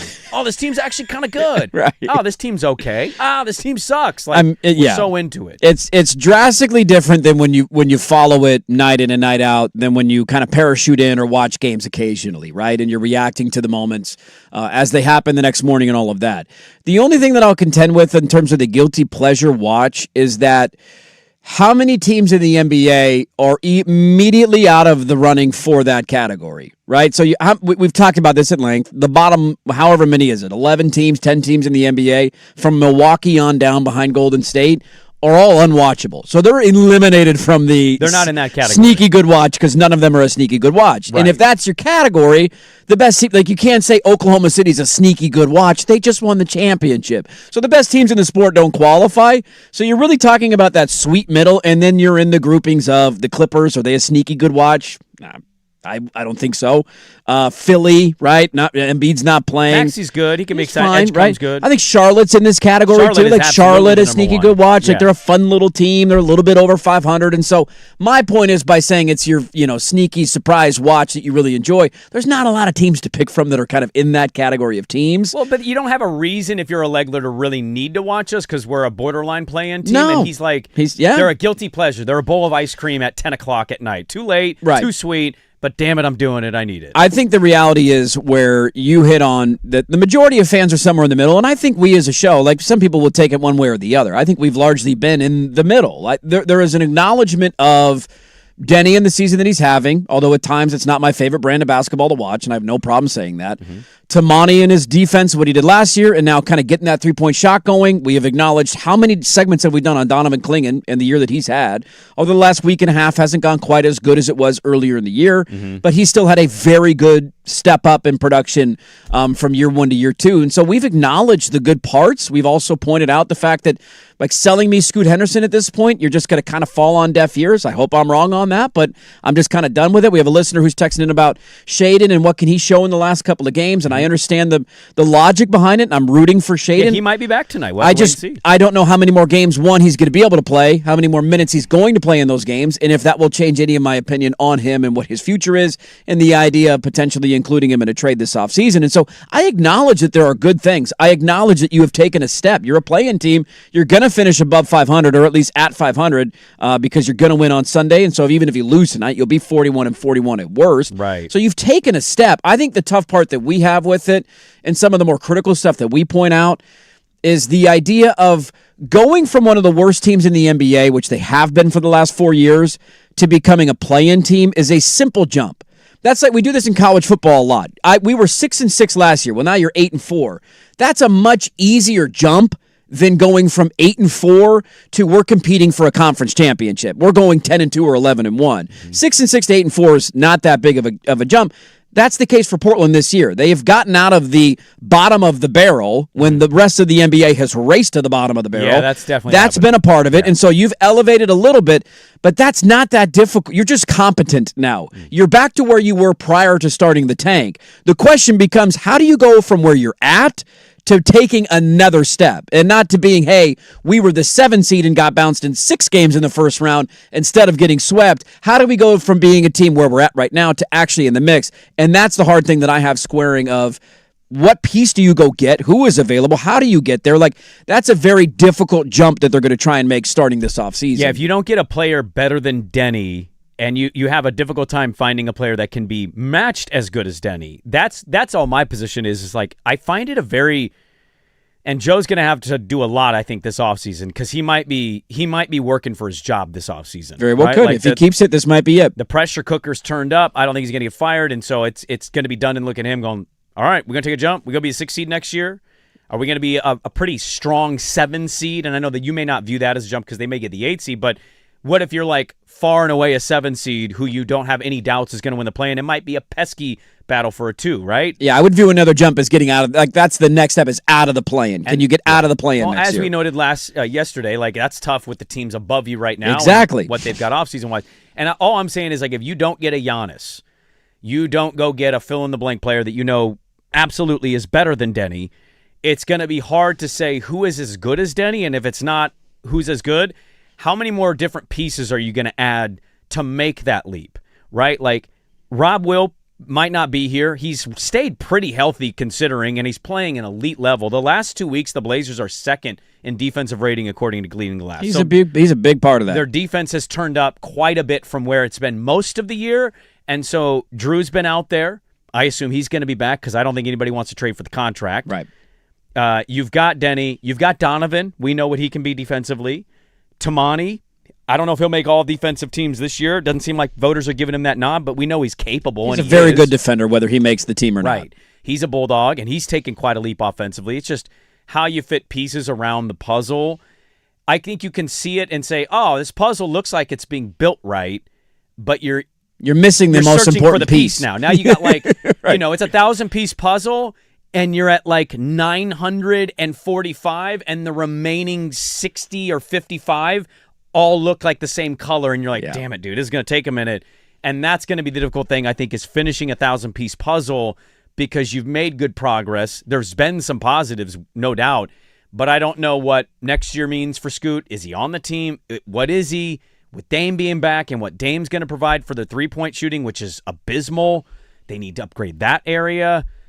There's just, I can see in some elements how somebody like tunes into the Blazers once in a while and goes, man, especially lately. That was a fun little game to watch. How about that? I think they're like 11-6 in their last 17 games or whatever that is. And so, like, that's a good record. And so you say, oh, look at that team. Legler probably followed him the week before, too, because he was getting ready to call the game, so he probably saw the Clipper game, and he's seeing some of the other outcomes. Right. So I think there's some elements, no doubt, that you can point to and be positive. I think the difficult thing is finishing the puzzle, to your point, how you do it, who you do it with. There's just so much up in the air. But could take a big step tonight by beating the Clippers for 8. Well, and I know Simmons and Lowe did one a week or two ago as the Dundon thing was either wrapping up or about to wrap up, and they both kind of concluded the same thing, that they are one of the more entertaining teams this offseason, and that I will agree with. Just in terms of have the new speedboat. They're like, here they come. Like, what are they going to do? They got this draft capital. You got these roster decisions to make. You got these young. Are you sticking with Scoot? Are you sticking with Shaden? Like, you got decisions to make, and when you get a new owner that's kind of like a stick of dynamite into the fire, there could be some fireworks this offseason. So I will agree completely with that. It could be a very compelling and entertaining offseason. I just think the idea of going from 9th in the West or 8th in the West to we're a top 5 seed in the West is a big, big hill to climb. We'll give you an update if we get anything about Shaden. He was doubtful last game, might be upgraded to questionable. Maybe we see him back tonight as they got a big game against the Clippers. Let's move on from the Trailblazers. We have a lot more to get into on the radio program. It's 7:32, Dirt and Sprague. We're back with more, but first, Jordan K. Schultz. Is it K? It's T. TM. I got 2. You got 2 middle names? It's a Native American thing, at least in my family. What is do you mind saying it? No, not at all. Thomas and Maurice. So Maurice after my grandfather. Thomas is just like a family. My dad has Thomas. Okay. Okay. It's okay, but JTMS. Jordan Krzyzewski Schultz. Let's go, baby. I didn't know where I was going with K, to be honest. A lot of K. There are not a lot of K names out there. When you say K, I think Coach K. Yeah, so I don't blame you for that. Well, here's Jordan High-T Schultzy with a sports update. Now, from the George McCoy at Warren Allen Sports Desk, a Sports Center update on the Fan Sports Network, 105.1 FM and 1080 AM. This update brought to you by Mountaintop Metal Roofing. No maintenance, energy efficient, fire resistant, and a lifetime warranty. Do it once, do it right. Visit mountaintopmetalroofing.com. First on the Fan, your Blazers back in action tonight. Just a game behind LA in the Western Conference for that final spot, at least in the play-in. They've got a guaranteed spot in that, but they're trying to get that 8th spot behind the Clippers as they host them tonight at Moda. Jeremy Grant out with a calf strain. Shaden Sharp and Veet Krejci both questionable. Portland still a 1.5-point favorite, though. Tip-off set for 7 p.m. on KATU Channel 2.2. Over to the Masters, round 2 in progress over in Augusta right now. 2 tied atop the leaderboard. Sam Burns and Rory McIlroy coming into today, both at 5 under. Rory getting going as the defending champion at 10:44. Sam Burns at 9:32 this morning. Former Duck Wyndham Clark near the top of the leaderboard. He is tied for 3rd at 3 under through 9 so far today, sitting there with Kurt Kitayama, Jason Day, and Patrick Reed. They all get going after 9 o'clock this morning. And over to the Diamond, the struggle bus that is the Mariners open up a 3-game set against the Astros tonight at T-Mobile. First pitch is 6:40 on Xfinity Channel 1261 and 687 on DirecTV. More sports scores and stories in 30 minutes. I'm Schultzy from the George McCoy at Warren Allen Sports Desk. Heard missing work? Insurance companies acting like jerks? Don't call your mom. Call George McCoy at warrenallen.com. The home of Dirt and Sprague.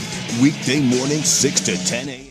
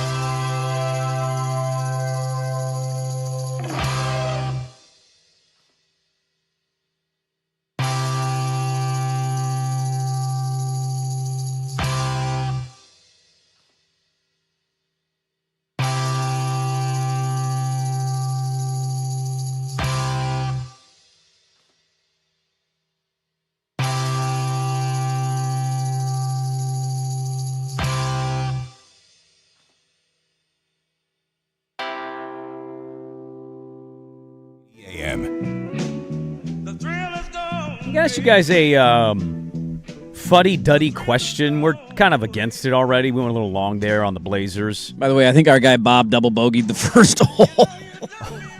He's a 10 over now.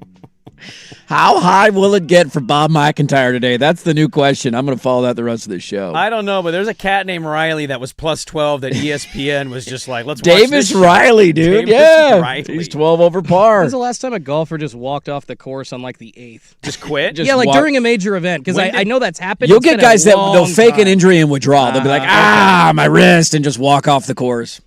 Didn't Tiger do this a couple times? He was like playing, he was like plus 3, and he's like, the back. It just went out. He needed a hit of his pills, all right? Let the Well. guy go snort some stuff in the locker room. You know, He's been through a lot. I'm going to disagree with you on something. Oh. I ended up watching Gary Player talk. Yeah. I'm pro Gary Player. Gary Player is I don't care about the PXG stuff. He was really good, and he was very just out and honest. I mean, when you're 90, you have no filter anymore. He And talked about Tiger. He talked about racism. Like, dude, he kind of touched on all the topics. I don't think you have a complete picture of Gary Player, but I will acknowledge that some of Gary Player is very palatable.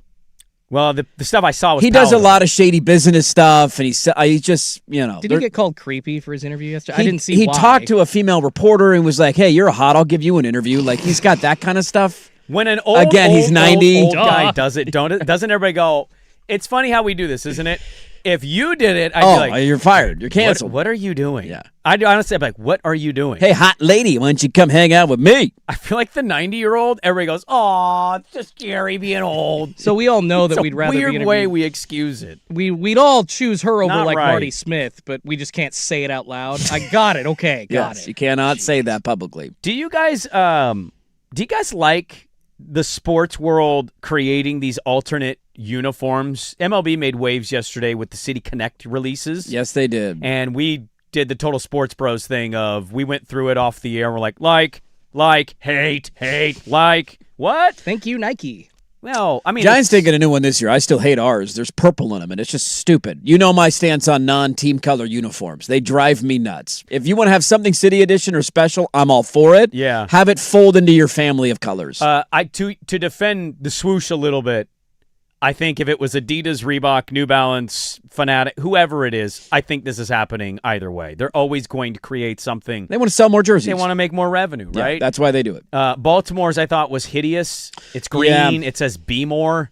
Ugly. I disagree with you there just because Adidas, I think their best idea was like the sleeved jerseys in the NBA. Like, no. You liked those? No, I didn't. I said that was their that was their Oh. most innovative idea. No, Nike, since they A, took over MLB and then B, took over the NBA, it was that right around the 2016, 2017 time when they started flooding all of these alternate jerseys. Like, you go back, what was Oregon's original draw? The Nike uniforms. It really, I got to push back a little bit and say I think it's a Nike thing, and they've kind of now, along with the Fanatic sales, yeah. driven us to try to buy 7 different jerseys I for get our what you're team. saying. And it's dumb. Yeah, no, I get that. I guess my point, I misunderstood you. I was saying if another company had it, they'd try to come up with some alternate Of idea. course. I just Yeah. don't know if it would be good. Yeah. But like my team, I think my team Yours is the are sweetest awesome. one. The light baby blue with the agree. lowercase a on the cap. I is think I'm going to buy perfect. something. Like, Because that's you know what they do. did? They hearkened to the throwbacks. They did. How about what a novel My team's concept? good at that, man. The only ones that were likable, Baltimore's are terrible. Cincinnati is all red, which is just nobody needs that much red in their life. The Brewers went with a Wisco across the front. Do people call it Wisco? I get that they're in Wisconsin. Wisco? What is that? It's a different color scheme, too. So it's a different shade of blue. The Padres look like the Giants in their City Connect jerseys. What? Texas went Tejas, but it looks like throwback. I like It's the Tejas. Tejas. That's not terrible. I like that. The top 3 were the Braves for the Baby Blues. The Pirates, all blacks, were pretty sleek. The Buckaroo on the hat. With the Buckaroo on the hat. And then the Royals weren't bad. The Royals were just it was white with the R with a crown, which is not terrible. You didn't like the Reds one. I kind of did. That's just too much red. It's a red hat, red pants, red jersey, red sleeves. What's their name? That's a lot of reds. Too much They're red. the Reds. Nobody needs that much red in their lives. My soccer team is the Reds. All they wear is red. That's great. It's funny, Throws the me Red off. Sox, they don't really wear much red other than like an alternate jersey. They don't, Maybe no. they should do that for their city. And their city edition was harken back to the Boston Marathon. It was blue jerseys. Well, the first one. The second Yeah. one, much better, is the green monster color. So that, I actually own one of those. do you really? Yes, well, because Rafi Devers got traded lived in last Boston. year He He mid-season. did. Yes, he did. And right when he got traded, it's a number 11 on the back. It got discounted like half off. Ah, So there you go. Get a I'm good like, deal on it. Grab that. But really quickly, let me say what pissed me off most about all those City Connect jerseys being revealed was the fact that the Yankees weren't freaking on there. Once again, They don't have to do it. 2026 because we're the New York Yankees. Do you think We're Yankee fans special. like that? Or I bet you Yankee fans wish there was just, out of curiosity, if you guys shook it up, what would that look like? Because I understand the thinking on both of these sides. You get nervous, like we have the PDX carpets. We as a show don't like it. It's the number one selling thing that people in Portland buy. I know, Schultzy, you're a big PDX carpet guy, right? Look at all my teal. Yes. Well, I couldn't tell if that was a Mariner hat No, from totally. the But darkness. yes, huge guy. Now Huge, that being said, if you have a classic, as we've noted with the Steelers, the Packers, those are iconic, like legendary. Ironically, two teams who have the worst throwbacks in the NFL. Right, but because that's what they people wear them say. for 120 years ago. So maybe Yankee fan worries that they would also be that versus just let an them try all-white something jersey. new. When did they get pinstripes? Because there had to have been a day when they didn't have pinstripes, right? Like the teens. Going back to 1904, is that what your throwback is? Because the jerseys have basically been the same forever. I think if you do anything with the Yankees, it's like go back to the 27 uniform, the way it like just looked big and baggy, and you kind of do that. 'Cause I mean, you could you're do never like a changing. blue alternate. You could do a blue that says Yankees across the front. Like you could do something creative. Something. Sometimes when you go too Haven't extreme, they done that, or are they always doing the road gray? I mean, they might for like spring training. Yeah, spring training jerseys that's what probably I'm blue thinking of. with gray pants or something like a white Yeah. pants. I think they were like deep blue one year for spring training. Yeah, or you could do a blue with white pinstripes. You know, that might not be the worst look in the world. To answer your question, But I do agree with your take, Schultzy, that it is dumb that the rules apply for almost everybody, and then they're just allowed to do whatever they want. I appreciate you, Dirted. To answer your question, Sprague, no, I think most Yankee fans fall into that category. Like, we're special, we're different, so we're too good to have it. That's literally. Is that how they say it? We're different. We don't have to have facial hair. Didn't they lift that though? They did finally lift for it. one? Yeah, for one player. Basically, You're allowed to have a Suck it. mustache now and a beard. We have a lot more to get into. Let's talk about Dana Altman. Stepped in it a little bit yesterday at a press conference, so get to that audio coming up next on 105.1 The Fan. It's time for Who's Stinking It Up? Do not go in there. A sports lowlight, ripped from the headlines. We couldn't do diddly poo. Brought to you by Three Mountains Home Services. Schedule your appointment online at threemountainshomservices.com. Go with the 8. I think you could buy that at the merchandise shop. In the bag. That's a first for me, Shane. Patron came for the gnome, left with Sanders' golf ball. How about that? ESPN, Xander Schauffele at the Masters yesterday. He's up there on the leaderboard. He hasn't teed off yet. Yesterday, he had a shot, ended up landing in a lady's bag. Don't see that very often. Also, I don't blame him for it because I would love to be able to do this as well. I thought he took a bit of a shady drop out of that bag because he had to remove the ball. The ball would have been going. If it hadn't hit in the bag, that thing's rolling further into the woods and the trees, and he basically ended up with a fairway drop out of that deal. Xander, come on, little shady. Hit in the bag. Who's stinking it up? That brought to you by Three Mountains Home Services. Now through the end of April at Three Mountains Home Services, install a tankless water heater, and they'll include a free water softener. Enjoy warmer showers and say goodbye to hard water. Call or visit threemountainshomservices.com and schedule your appointment today. What's up, everybody? Sprague here. Have you been enduring the pain?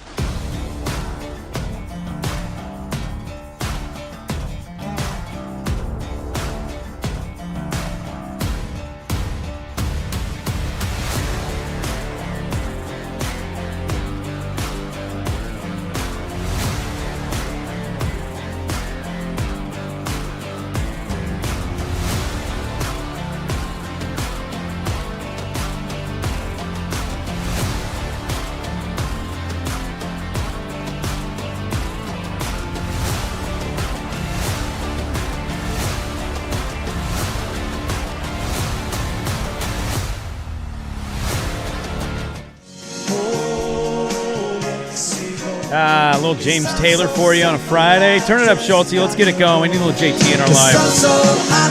It's a classic. He's the GOAT. Maybe not a great place to go right now, but good song.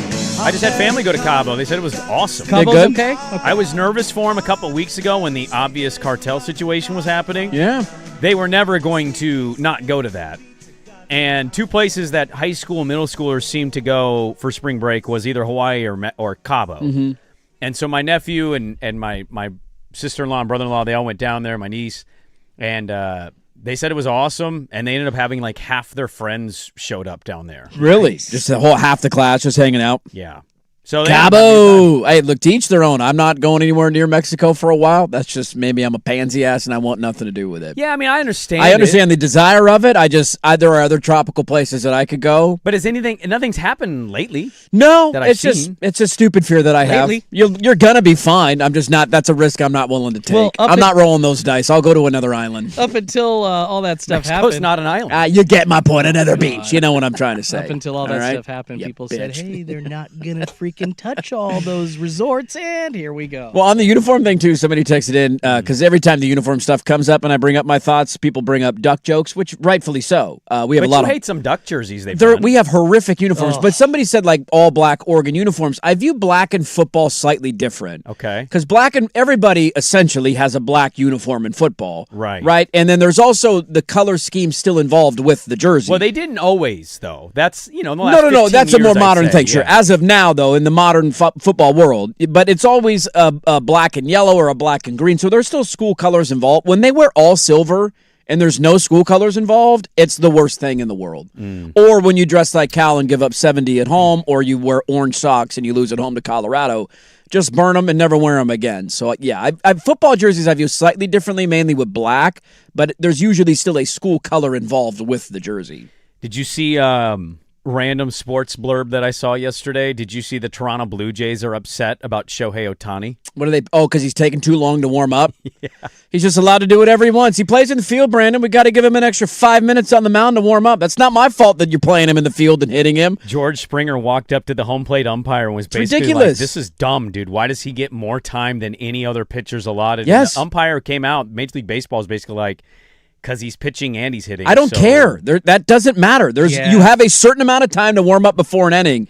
I don't care if you're hitting. If you don't want him to take that long, hey, breaking news, don't designate hit him that game.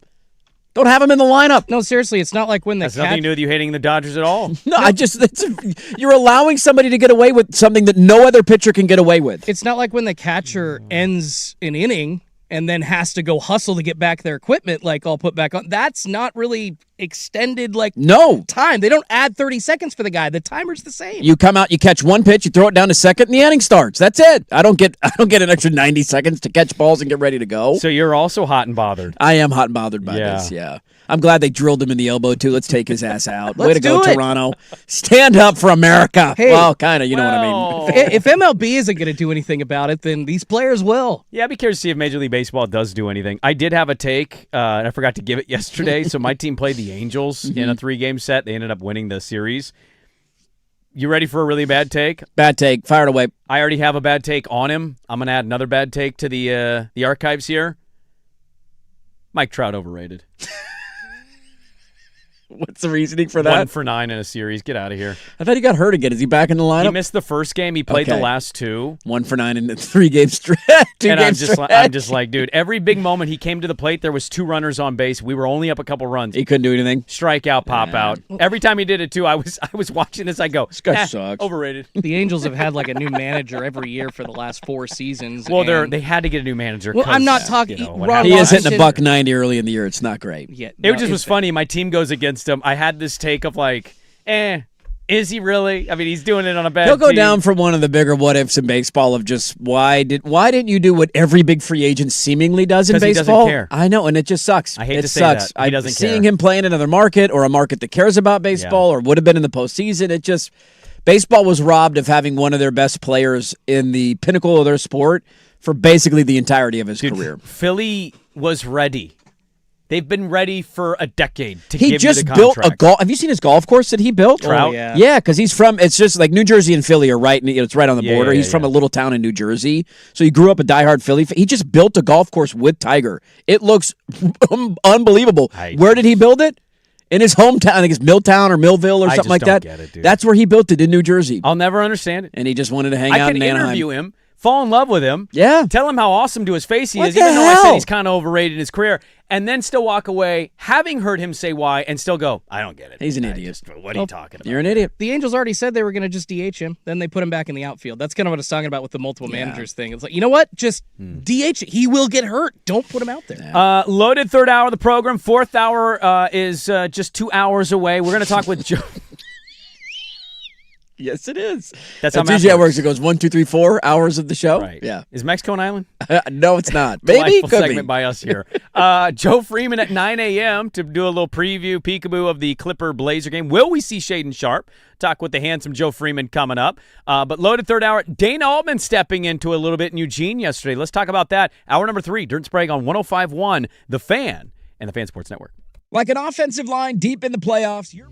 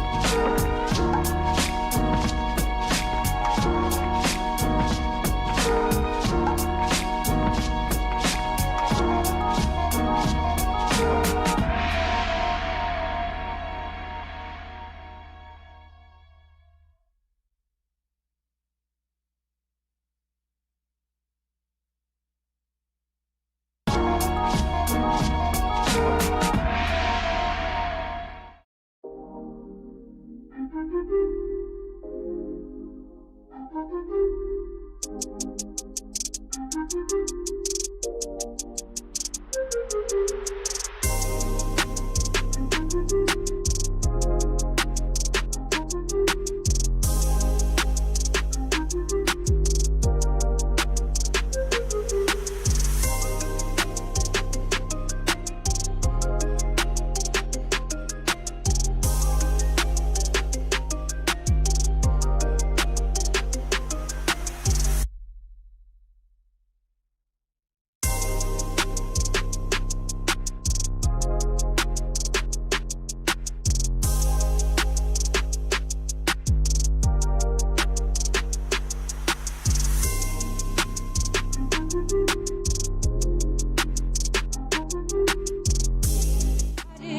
welcome back in. Hour number 3, Dirt and Sprague here, Portland Sports Leader, 105.1 FM, The Fan, 1080 AM, the Odyssey app, live on YouTube. Good morning, everybody. Thanks for hanging with us on the Fan Sports Network. Hope your Fridays are off to a great start. Got a lot to get to in this hour of radio. We will have a conversation about Dana Altman here in a moment. He did a press conference yesterday. We were going to do that in the last segment and thought, you know what, there's a little more meat on that bone. So let's kick it to a full segment. We'll get into that. A little bit more on the Blazers as they play the Clippers tonight in the biggest home game since. We had this when you were out. The week you were out, they played the Clippers at L.A. Yeah, biggest home game. Oh, home game. Biggest home game since.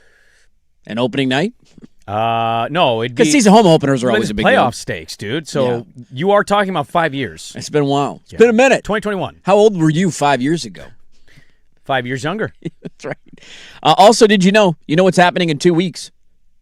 The NFL draft. Yeah. It's right around the corner for It us. is. And Pittsburgh is getting ready to welcome the nation to the unofficial beginning of football season. The city's kickoff celebration will begin with an unforgettable night. Invite-only night of music the night before it takes place Wednesday, April 22nd at the Rivers Casino Event Center, featuring Jason Aldean, John Morgan, and Shane Profit. Visit odyssey.com/the-night-before to enter now for your chance to win this national contest. The prize includes round-trip airfare, a 2-night hotel stay, and 2 tickets to the show. There you go. So we got a lot to get to in this hour of radio. Some thoughts that came in on the Blazers that we can get back to a little bit coming up later on. Dana Altman did a press conference yesterday. And I didn't know that this was happening. I'm assuming this is an end-of-the-season presser. Well, I was going to say, does anybody know when college basketball press conferences are happening when the season's not happening? No, I just saw... I know media scribes did because they were there asking the questions. Right. But I don't really pay attention to some of those emails, and so I saw this, and I'm like, oh, we're doing press conferences with men's college coaches after the national championship game. Yeah, I mean, I get maybe they wait till the end of it, but it made Could it be interesting. The portal window. It very well could be. Yeah. But Dana Altman answered, I mean, it was about 20 minutes, and here's what I'll say.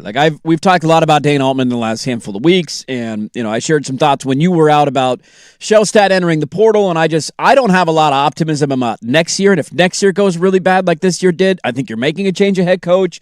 So there's a vibe of we're just kind of kicking the can down the road. I will always appreciate his candor, his honesty, and just when you watch a presser with him, he's a very likable guy, down to earth, middle America.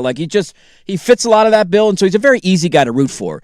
He had a lot to say about their current situation and how they get out of it, but here's a little snippet of Dana Altman's press conference yesterday. It wasn't unexpected. There were 3 guys that we, really wanted back. Sean and KJ and Jackson, 3 starters. We did not pull anybody's scholarship. Everybody had their scholarship, would have been renewed. But we are working within a budget, and some guys were going to lose their NIL, and most of them were taking a reduction, big reduction. We just weren't good enough this year. And I made some mistakes, with evaluation and inexperience.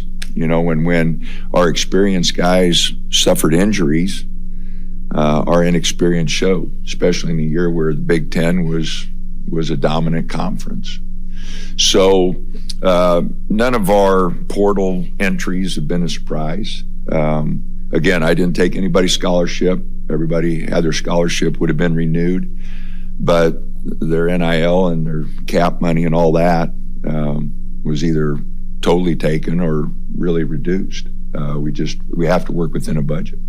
And so he clarified that because that clip and that quote went viral of essentially like, is Oregon cutting the funding that they were already giving to basketball, which is nowhere in the same ballpark as football. He had a great answer, too, when asked about how he feels about football and how much money they get. Yeah. And he talked about how much he loves Dan Lanning. And then he went through and it was a funny point on his part of like, guys, I've been here for 5 head coaches.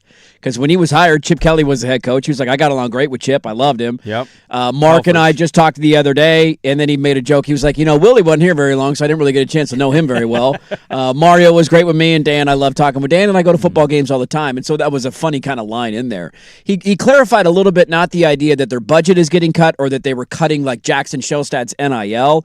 It was more about what those guys were going to be able to get at other schools that was going to be an increase in pay for them over what Oregon was going to pay them. And so it wasn't a cutting of what they were spending on them. It was Arizona's going to give you an extra $1 million. Do you want to go take it or not? And it sounds like all those guys said, yeah, we're going to go take it. I don't blame them for that. But just a little point of clarification. But he was very honest. He said he's a little scared about the offseason and the daunting task of essentially building an entire roster from scratch in the toughest basketball conference in America. Yeah. But very honest and open from Dane Altman yesterday about working in a budget and trying to find a way to compete next season. And look, I think most Duck fans are maybe sitting in a more pessimistic view of like, it's just not going to happen. Like they're going to bring in an entire new team and you're going to tell me that they're going to suddenly click and take a step. Now, maybe there's an element of Michigan here that he goes and gets really seasoned guys that are just on the outside looking in at their current programs that are still really capable. They just need a chance. That's very possible.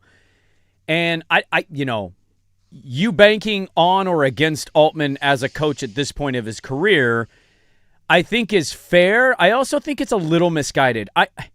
He misspoke, but I also think there's an element of, oh, really? And that is just simply like, does Oregon truly invest and care in men's basketball? No, not to the level they do. I mean, they do, but they not to the level they do in football. What year were they in the Final Four? 17? Or was that 18? 16, I think. 16 or 17, somewhere in that range. Okay, so you're looking at almost a decade. Yeah. And I know that feels like yesterday in a roundabout way, but also it's not. And look how many programs have passed you. You're in a new conference since that Final Four. Well, the sport is drastically different than it was 10 years ago. No doubt about it. That team was around for 3 or 4 years. But when you lose ground and you don't evolve truly the way the other teams do and you get past, if you're not financially as invested as other programs, paired with the I didn't keep up with the evolution, it's just an uphill battle. And so like I look at Oregon and I kind of ask, Oregon, if you asked the university, if you asked Rob Mullins, how much do you guys care about men's basketball? He'd say a great deal, and he'd probably point to some numbers and say, we've invested this much more from where that year was. Mm-hmm. But does it feel that way? When fans go to games, when fans watch the program, do they feel like they're as invested in being good as Michigan? And I know Michigan's alumni base is much deeper. The conference just won $70 million from the tournament.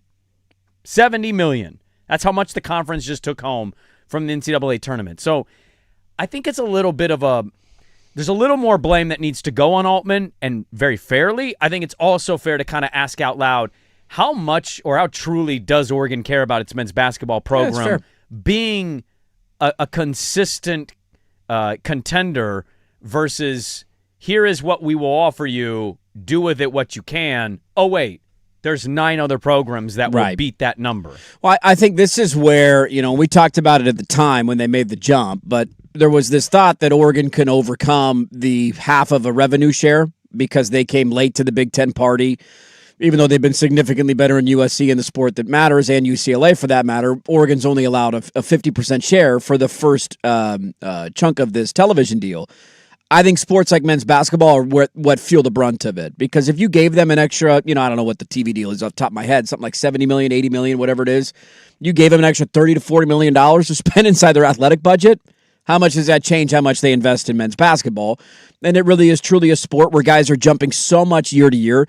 Like football, there's a lot of money that goes into it. So are the women. So are the women, no doubt. A ton of talent but even in football, like you're spending a lot of money, obviously, but there's guys who will be around your program for 3 or 4 years. Like the idea that everybody transfers just is not true in football. A lot of players do, certainly. Basketball has a far more transfer vibe to me. And guys aren't there as long. So if you're a really good player, you're gone after 1 year. And if you're, a late bloomer, you bounce around team to team to team, and that's kind of the way you go. You're also not in the sport as long. Football is like a minimum of 3 years. You have to be a minimum of 3 years. We just saw a guy get granted eligibility for his 8th year. Yes. So, like, you got guys fighting for 7 years now in football and basketball. It's like, I'm here for 2 and I'm gone. So I think that's where part of it is if you had that extra $30 to $40 million laying around every year, maybe the investment in the program looks a little bit different. So I certainly think everything that you're saying is fair. He was asked, I think it was Tyson Alger who asked him yesterday, because I watched the whole press conference, about where is their NIL and their budget for building a roster compared to the rest of the conference. And he had a really good answer on it in terms of, like, I don't know, because all the numbers that get thrown out, again, to what we highlighted kind of on the show yesterday, it's all rumor and speculation. We have no clue how much each school's actually paying. We just have the innuendos on social media and written in articles saying, I think this roster is this much, but we don't know. I haven't dove into the books of Michigan and how much they spent on the roster last year.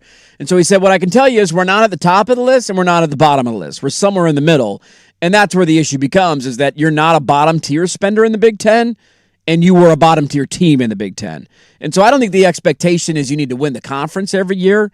Based on the level of investment that is given to the program, you need to be better than you were this past year. Yes. And now the challenge becomes, you've lost the 3 best players on your roster, one of them a homegrown kid who had spent 3 years inside your program. I can't remember if Evans was 2 years or 3 years, but 2. Okay, so he should have been going into year 3. Those should have been outliers for modern college basketball. They're now gone. Yep. And you're left with the idea of, you got all your money to spend because your whole team left. So whatever your budget was, that whole budget is available because you're not paying to retain guys or keep them from going to the NBA.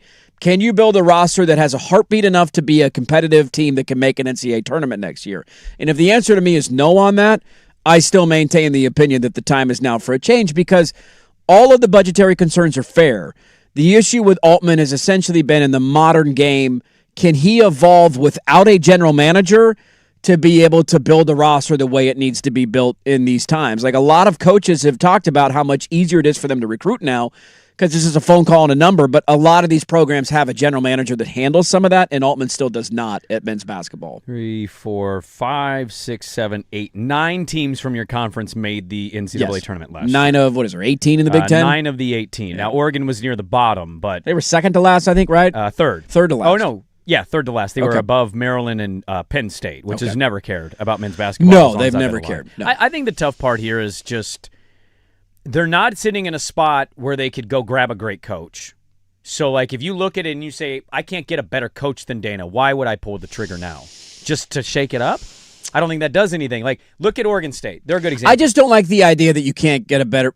No, I understand the because you never say never. Like, you have no clue. When they hired Dana Altman, it was like, who the hell is this guy from Creighton? No doubt. He was their 8th option available, and he's turned out to be a really good coach for a long time. Well, like, you could go get a guy from some of the mid-tier, mid-major programs that probably had success that's just sitting there, and he's probably making $2, $3, $4 million. Who saw Dusty May doing this at Michigan? Oh, this? He was a good coach. Like, I was like, hey, FAU, how about that? Right. That's a hell of a run. Nobody saw him winning a national title 2 years in. Right, and I think also, if we're being fair here, I know we just point to Phil. Michigan's, they're deeper. Not from, like, just a roster standpoint. They're deeper. Oh, from a donor base, an alumni base, it's not even close, man. And you got the Oracle cat who's married to some gal from Michigan, and he's donating money all left and right. No doubt. Like, they're all in on it. I just think you look at it and you might be saying, like, can we find a better coach than Dana right now? Whereas, take the program just down the road 50 miles. I have no idea if Oregon State's going to be good in basketball next year in this new Pac-12. Justin Joyner is doing things that we hadn't seen Wayne do in a long time. He's getting you excited. He just signed the Big Sky Player of the Year or Freshman of the Year. It's not just that. He got a 4-star pretty instantly. He's kept the couple players that are actually good for the team. Josiah Lake, he's talking about local kids sticking around. He had a great year. He wants to stay there. And he's, put a staff together that's pretty West Coast based. I just think that guy he's young, he's up and coming. He learned from Randy Bennett at a mid-major, and he just won a national championship at a power conference. There are those guys that do exist. I just don't know if Rob Mullins and the athletic department have internally really scoured that landscape, whereas they're not. I mean, no changes happening right now. My only question is, do you what does Dana Altman have to do next year for you to advocate for him to keep his job? If you're a Rob Mullins and you're a booster, what does he have to do? I would argue maybe even let's just take the fan perspective. Let's take them out of it because they have great relationships. The fan perspective, I would argue, and tell me if you think I'm wrong, Schultzy's a Duck fan too, is it win a game in the tournament? Getting to the tournament would be a fine year. But I think some it has people to be want winning a game, right? Some people want higher expectations than that, and this is where I will slightly push back. Is that based on the level of investment into the program? I'm not going to say you have to go on a run to the Final Four to keep your job. How many games in Wisconsin win in the tournament this year? I have one. No, they lost. That's right. They lost to High Point. Yeah, they lost to the Tippy Toppers. So, Michigan State. To your point yesterday, Izzo's won one national championship. Yeah. They've had some Final Four years, Elite 8 years, Sweet 16. They've also had some early burns. I'm not saying keep Altman if he just makes the tournament. I'm just asking if he wins a game in the NCAA tournament next year. I think he'll be a little hard. Oh, that's enough to keep him for sure. If you get back, if you show that you can cut through and be one of the teams in the Big Ten that makes a tournament again, and this was an outlier season, because that's the question about Dano. That's what we don't know is that he's only had one down year in his entire time. He's won 20 games every year of the year he's been there. Well, but winning 20 games, they've missed a couple years, right, in the NCAA tournament. They've missed the tournament a couple of times, and but that's recently. Well, the last 2 years before this, he was a tournament team. And they damn near won their second round game and got to the Sweet 16 in both years. 2 years ago, it was the overtime game with N'Faly Dante to Creighton. And last year, it was Caleb Love lit them up, and they lost in a close one to Arizona in the second round. But it's 3 of your last 5 years he has not made the tournament. Yes. So I don't know if next year is the outlier if you make the tournament. And sometimes you got to make the where do I think this is going call. And that's where Mullins is sitting. Is making the tournament going to be enough for him? I kind of lean no. Sweet 16? Well, then, yeah. I mean, you're going to fire a coach for making the Sweet 16? Do you think you can build a team from scratch based on what he is saying about their budget and get to the Sweet 16? No, I don't have that faith. And I also don't know how much longer he wants to coach. He might come out next year at some point and just be like, this is it for me. Yeah. You know? Yeah, are we hard-pressed to find somebody better that they can pay with less NIL money and scholarships and whatever they give than Jackson Shelstad? That's kind of what we're saying here. It's like these 3 guys left. Oh, I'm going to go try to find and put these other guys together. I don't think a game in the tournament is enough. As a Duck fan, I'm kind of worried that it's starting to maybe fall back on this old-school mentality. Might need to go forward, find a younger coach, find somebody just... I'm not even saying a fresh voice, but somebody who thinks about the college game of basketball a little differently. I understand this is his first down season, but that's not so much what I'm concerned about. What I'm so concerned about But it's not his first down season. It's 3 of the last 5 years, no tournament. I know well, there's a difference between not being a tournament team and being the third worst team in the conference. Not a tournament team is a down season to them. Well, the majority of us don't care that much anyways. But I totally get it. I just don't think that I don't think that the old age school of thought here is going to come through. No. And unless he does, he would have to make the Sweet 16 next year. That's what I think. For Rob Mullins to be like, well, I guess we give him one more year. But clearly it's going in the right direction again. Yeah. Sometimes you get the right coach, too, that's young, and then money's not there, and then suddenly that guy is a great sales. Do you think Dana Altman is the ultimate sales guy in a booster meeting? Right, probably not. He's got his friends, and he's probably very cordial. Yeah, dog game is nice to see you, man. But, you get a young coach that's in there, and he's like, no, we're going to win. You guys contribute this much now. I will get 2 players in here. We will win. And it's like, yeah, dude, here's my wallet. Right. Some coaches have that ability. They do. We'll see how it goes. He talks about their shortcomings last season. Put all the blame on himself. Said we're working within a budget. We got to find a way to get better next year. I said this to a buddy. I can't remember the last time I was this, and we're a long ways away from it starting. I was this unexcited about the start of a basketball season and looking into next year. Oh, there is nothing that they could do this offseason that gets me remotely excited. I'm the opposite of you. Actually, this is the most excited you've been in a long time. Yeah. Hence the idea of a new energy. I don't know how Joyner's going to be, but you guys got some new energy down there, and you're kind of hey, let's see how this thing goes. Did they change the rule yet to not allow NBA players back into the league? Can we go get... Yeah, that would excite me if we got a former NBA player joining the Ducks roster. Peyton Pritchard's got another year of eligibility, okay? Yeah. Bring his ass back, Phil. What are we doing here? You need a guy that fizzled out. Yeah, probably. Tyler Dorsey available? Yeah, he's playing in Italy somewhere, I'd imagine. Ennis? Yeah. Dylan Brooks might be out of the NBA soon. Well, he trash talks. He could get the boot, bring him back. Anyways, Dana Altman talking at the end of the season, and we'll see how next year goes for him. I would imagine it could be it if it's not a good year, but who the hell knows? Went a little long there. We're back after this on The Fan. The most fun day of golf is back. Toyota.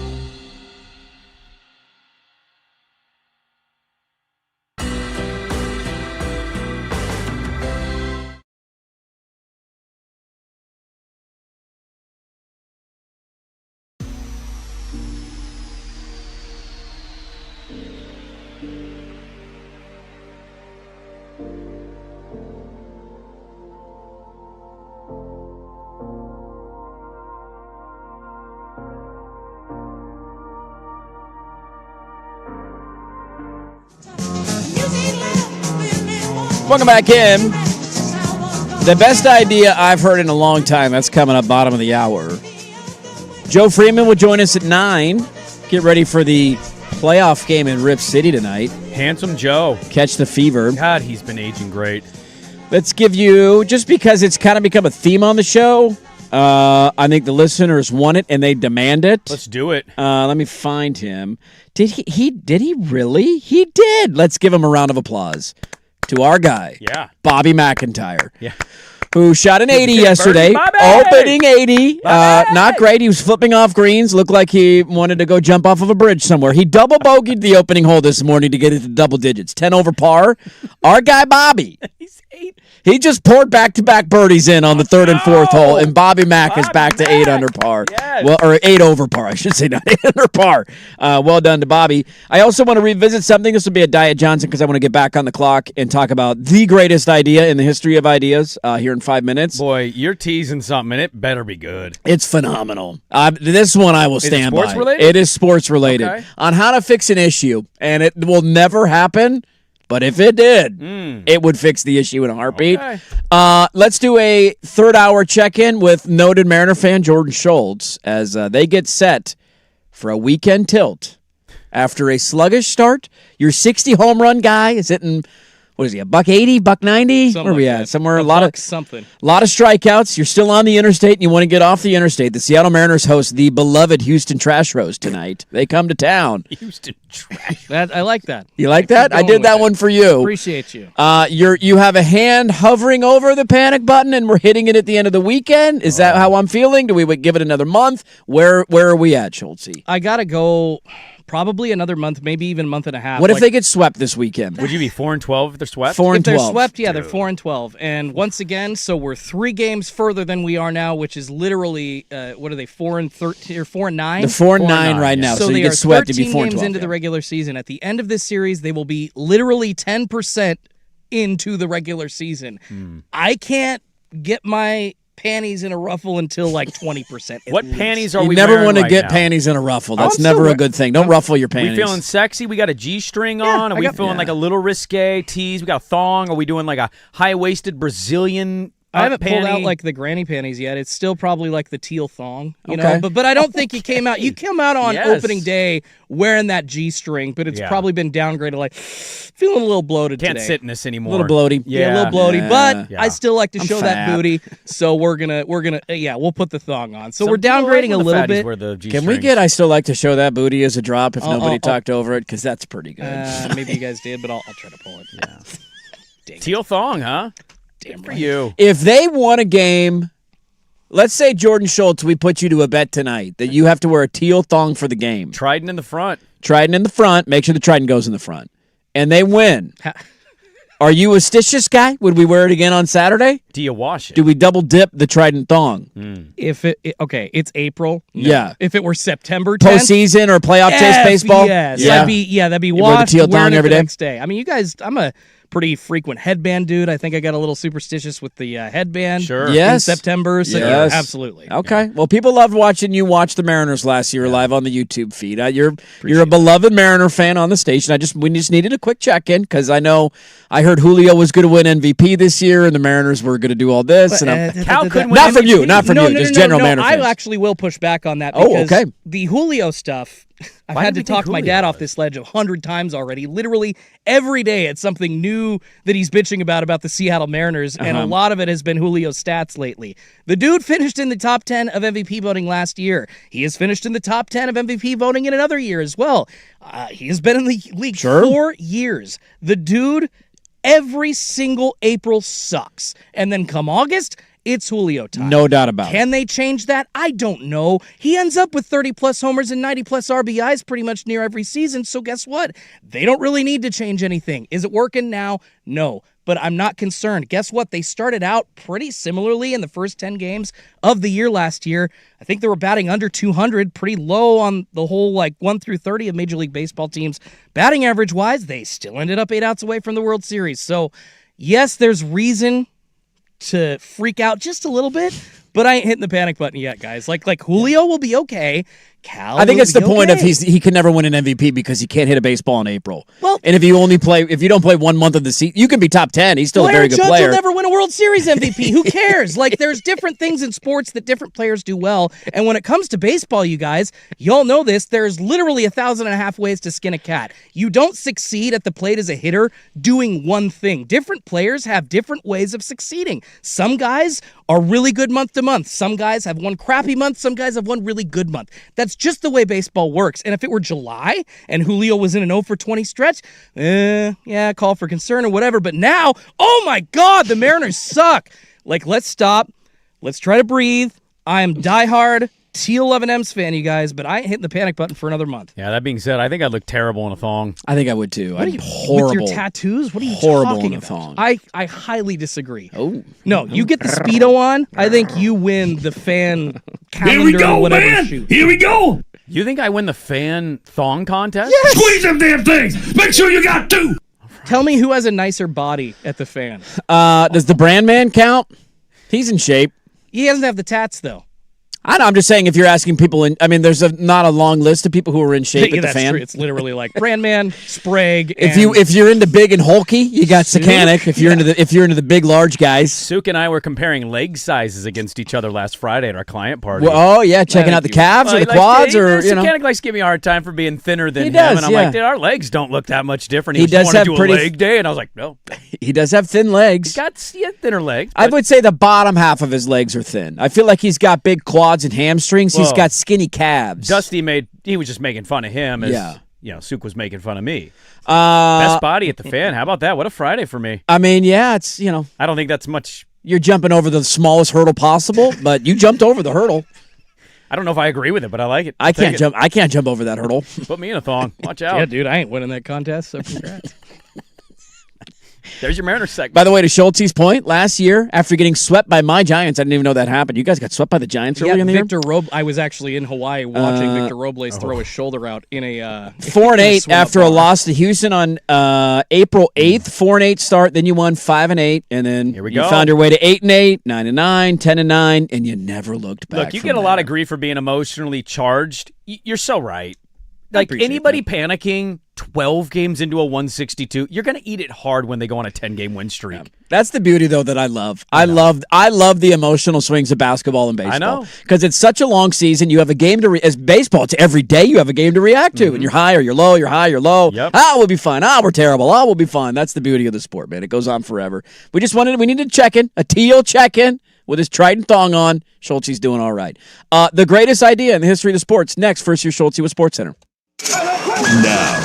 Now, from the George McCoy at Warren Allen Sports Desk, a Sports Center update on the Fan Sports Network, 105.1 FM and 1080 AM. This update brought to you by Langdon Farms Golf Club. Good or bad weather, the golf course always the driest around. Download the Langdon Farms app today to get all the latest news and specials. First on the fan, Trailblazers, just a game behind Los Angeles in the West, are back in action for the second to last game of the regular season tonight, hosting those Clippers. Jeremy Grant out with a calf strain. Shaden Sharp, Veet Craigie both questionable. Portland a 1.5-point favorite. Tip-off at 7 p.m. on KATU Channel 2.2. Round 2 of the Masters going on right now over in Augusta, Georgia. Looking atop the leaderboard, still the same with Sam Burns and Rory McIlroy, both getting going later this morning at 5 under. Kurt Kitayama, Jason Day, and Patrick Reed all tied for third at 3 under. Former Duck Wyndham Clark has moved to 2 under. He is on the 12th green right now, tied for 6th place with Aaron Rai, Brooks Koepka, and Scotty Scheffler, as well as Shane Lowry and Xander Schauffele. Looks like all of those guys that I just mentioned, besides Lowry and Schauffele, are already on the course right now. On the pitch, the Timbers hosting LAFC tomorrow at Providence Park. Coverage starts right here on the Fan Sports Network at 12:30. Game time 1:45 on Apple TV. More sports scores and stories in 30 minutes. I'm Schultzy from the George McCoy at Warren Allen Sports Desk. Kurt, missing work, insurance companies acting like jerks. Don't call your mom. Call George McCoy at warrenallen.com. Your home for the Oregon Ducks, the Fan Sports Network, 105.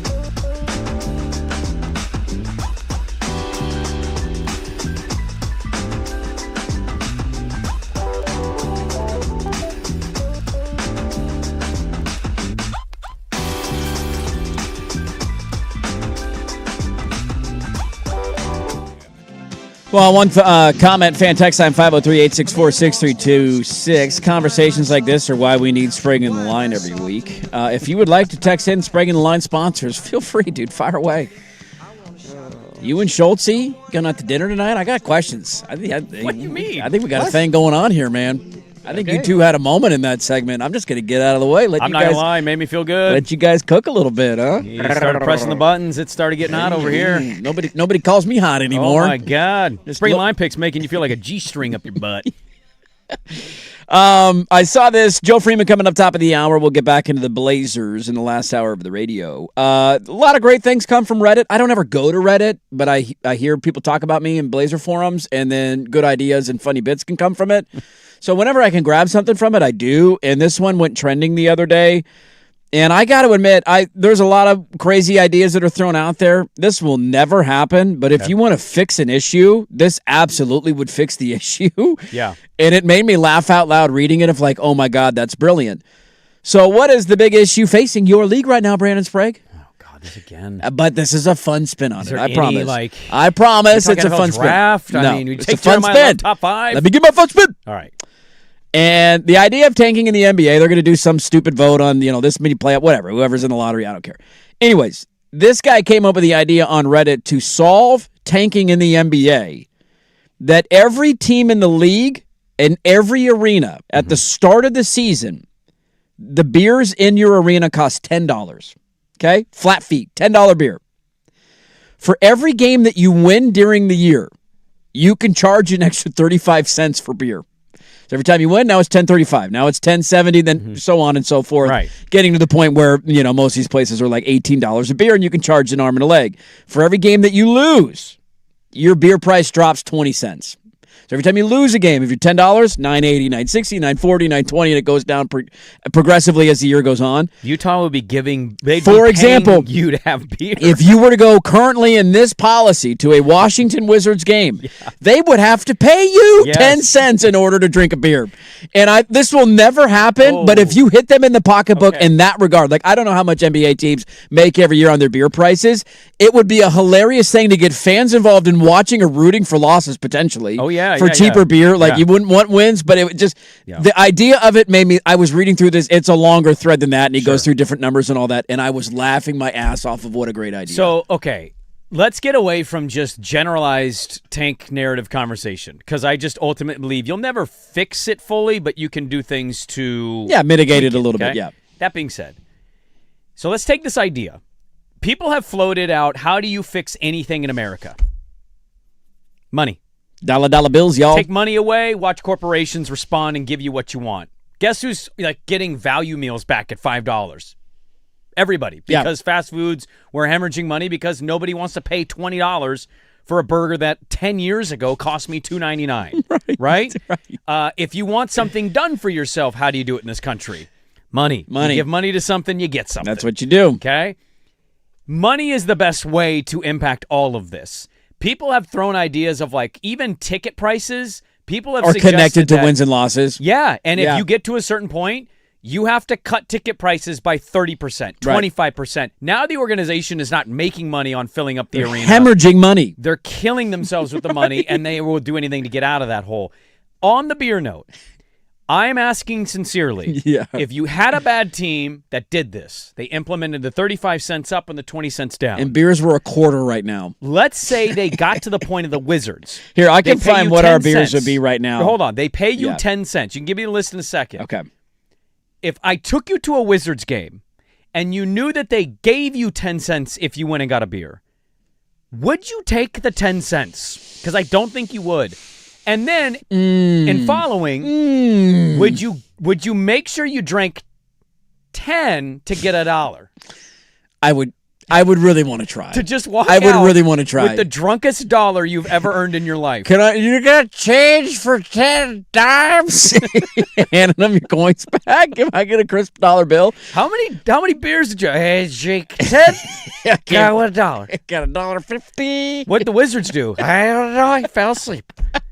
Game was over. So right now, we would be right in the middle of the no man's land of beer prices. Our beers would be $10.15. Now, this was before what do our beers cost now? I haven't been to a Blazer game in 2 years. They have value ones up on the third level, but it's What are we talking? What's Aren't the they at value? $10? like $5 to $8 or They have $6 a to $8. $5 No, they have beer? a $6 beer, I Okay. believe. Maybe 6 or I 7. think 4-ounce pour? No, I mean, it's like a can. Okay. It's just like a 12-ounce can. I and think it's most are like $9. Yeah, that would be at the my guess. minimum. At the minimum, yeah. like yeah. a light and domestic probably runs you about 12 to 14 if you want it on the tap. Yeah, if you want something that's above the grade of water, you're going to have to pay for it. Okay, so we're middle of the ground here. Yeah, so Give me the after bottom tiers. bottom tier team, so as I mentioned, Washington would pay you 10 cents.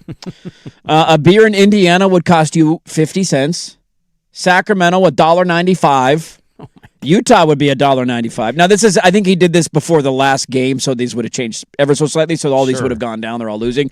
In Brooklyn, a beer would cost you 75 cents. My apologies. How is Brooklyn not paying me? I don't know. They That's are a good the question. worst team of all time. That's a really good question. Memphis is $3.15. New Orleans is $3.15.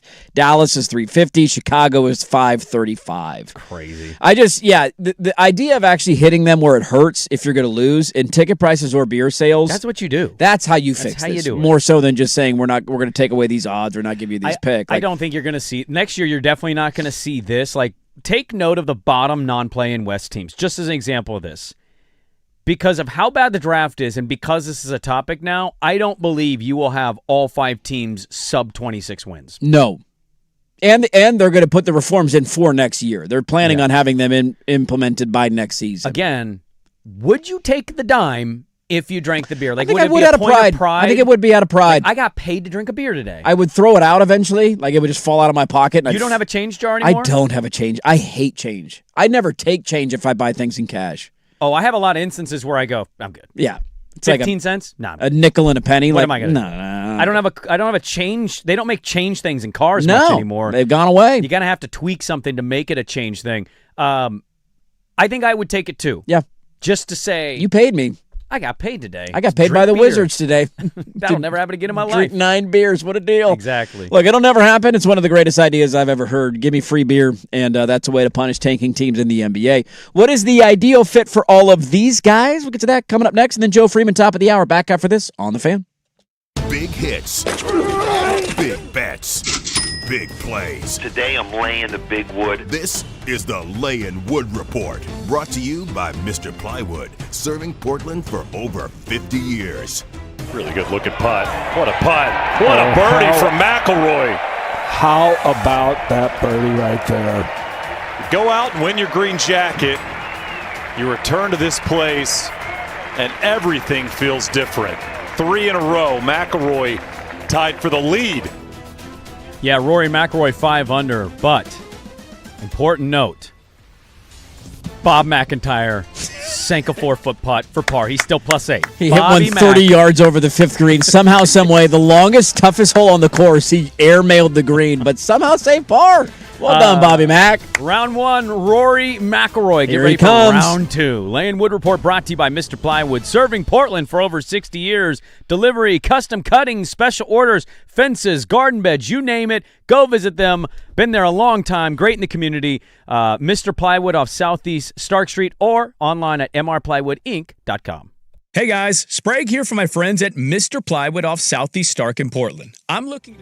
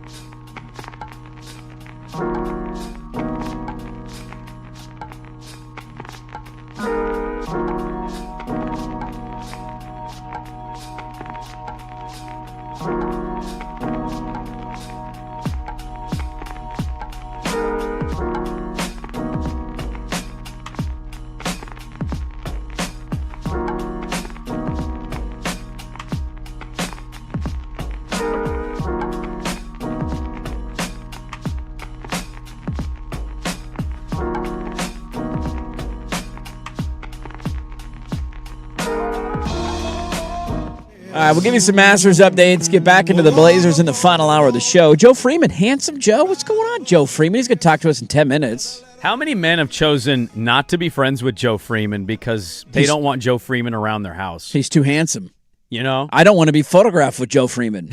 He's too good looking for me. Your wife would be like, who's this guy in this photo? You'd be like, don't worry about that. No, I'm married to Diana Rossini. I got a lot of questions. What's going on here? You partying in Miami too? That story, God, it just continues to not die. It's not going anywhere. I don't know what you do here because the evidence is kind of starting to mount, and I don't know if ignoring is going to be the answer. It maybe proves to be in a week. We don't talk about this. Yeah, it goes away slowly. You know, maybe she's taking the right approach, but like everything she posts, it's like 45 retweets, 1.2 thousand comments. Yeah. The number of comments the number of old videos that continue to resurface, alarming. Oh, of her bagging on her husband. Well, she had one too. Yesterday, she was talking. She was doing a thing on Leaderboard with Mina Kimes, and Mina Kimes asked her why she started playing the saxophone when she was a kid, and Diana Rossini's answer was because it's sexy. Okay. And Mina was like, this is the fundamental difference, and she viewed it as like I'm trying to be attractive and rebel against my mom, and I'm going to play the saxophone as my instrument. That's a blowing instrument. That it is. She also had a tweet that went super viral because people are, you dig when this happens. You dig, and there was something like, if my husband doesn't text me, our marriage is ruined. And I know all of these are supposed to be jokey because she's kind of a fun-natured person. She is. She'll make fun of herself. God, it's bad timing with all of that existing. And also you wonder when people joke, what's the old adage? It's like there's a little truth to every joke. Truth to joke. Sometimes that's why you can't take it. I told my husband I need a boyfriend. That was one of the clips. Like, oh my God. And when you've got pictures out there. T's and P's. Fingers interlocked. That's what Johnny Ludwig said. I got to give Coog Ludes this. He said, that's foreplay. I don't even interlock with my wife. I interlock. Go home. I mean, if you're like walking and holding hands, you do, sure. Yeah. Do you ever just sit next to her on the couch and interlock? No, do you ever go face to face interlock? I'm an inner thigh hand guy. Yeah, that's what most men are. You go inner thigh. Even if you aren't. Announce your presence with authority. Super soft. Hey, I'm here. Maybe my mere presence of masculinity and sexy rawness may turn her on a little bit. My natural aroma. You never know, right? You always roll that dice. But interlocking hands when you're not with that person. That's foreplay. And then I asked the collective sales bunch before their huge meeting. And I said, what if there's a hot tub about the size of the way we're spaced out? There was 4 of us. If your significant other is photographed sitting right next to them and there's nobody else in that hot tub. Interlocking fingers. Well, just sitting next to him that close. And Paulina goes, if you're even sitting next to me and you're my boyfriend, that's weird. And I go, yeah, I'm kind of a sit-across guy too. Yeah, you go face to face. It's like sitting in the booth. You don't sit on the same side. You sit across from each other. I don't think she'll be visiting Patriot Camp and off-season camp buildup. No, take. If you have... I don't think she does camp check-ins. Let's shoot that one down right now. I don't think she's going to... I'm not going to Boston, okay? Boston's I'm not going to Boston. On the list, all right? She's not going to Boston. She'll go to Philly and D.C. She'll do all the East Coast teams. She ain't going to New England. No, if you have a significant other and there is a picture that comes out with you interlocking fingers with somebody of the opposite sex... Oh, we got issues. Please tell me how it's going to be going home to have that conversation. I mean, dude, if you want a real peek behind the curtain, we all will easily get a little jealous, right? I had somebody once tell me to stop talking to somebody they weren't dating at a restaurant. Who could have done that? Out of sheer fear that I was going to have a random affair. Why do you have to be so funny, huh? Why do you got to be so funny all the time and outgoing? Let me shine. This is my moment. I love that story. That's one of my favorites. We still joke about that to this day, especially since we ended up getting married. It makes it even funnier. Like, dude, would you just sit down and shut up? You're more outgoing than I am. I'm introverted. Stop making jokes, all right? You're making her laugh. I had to turn my entire body away from Dirt's now wife, who once upon a time was our waitress at B-Dub. Yeah, she was. Because I said something kind of funny, and he was like, dude. She's laughing. Stop it. Stop making her laugh. I mean, it's the actual episode of Seinfeld where George tells Jerry he can't be funny. He says, I'm the funny guy in the relationship.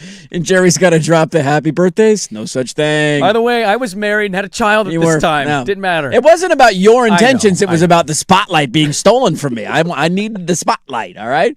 By the way, since we're on the note of this segment, can I shout out my wife in this segment? Absolutely. I don't ask for a lot, and I for birthdays and holidays, I don't need anything. I'm fine. If you could ask me one thing you could get me for my birthday or for Christmas, it honestly would be allowing me to be alone in my own thoughts on Master Sunday and don't bother me. Okay. She is now. I've started this trend, and she is obliging for the third year in a row. She's leaving the house with the kid on Sunday. Now, are you solo dolo or you got buddies coming over to eat food? By myself. I'm going to be in my boxers on the couch, munching away on my Master's goodies. There you go. Not moving a muscle. She's taking the kid. I think she's going to go hang out with her folks. Coming home when the Masters is done. Okay. And I just, look, you could buy me a nice polo. You could get me a coffee maker, whatever dumb gift you could give me. And I appreciate all gifts. I don't need anything.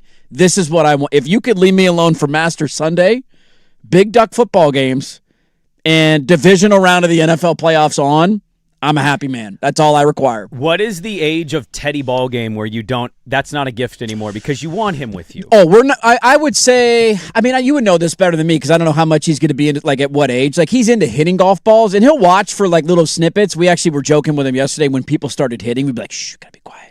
And then he thought that was really funny, and then he would start clapping. He's getting the etiquette. We're slowly evolving. Probably 2 more years, right? What's your By earliest? the time he's 4, 5, somewhere in that range. What do you think your earliest football memory is? My with your earliest dad? football memory with my dad is the Niners winning the Super Bowl, and I was 5 years old when it happened. And you vaguely remember? I vaguely parts remember of it, that. and I mainly remember buying the VHS tape and playing because they do those Super Bowl with the movie or narrations whatever with the and all that, narration, and I watched that thing a million times. Okay. That's probably my first, and I was about 5 years old. Yeah, I think 5 or 6 is about, especially if your kid stays loving sports. And he's into it. He's actually watching and not running around and making noise and rattling things. Dude, 5 and 6, you and Teddy ball game, duck game, living room, big game. We're on all fours. This is just Johnson's. That's the next dream. That's the next phase of it is him getting into it and watching it with me. But for now, it's I'm still in this mode of give me. I need my space. So shout out to my wife for leaving the house on Sunday. Shout out Mrs. Johnson. He's going to be that cute kid gif at the hockey game.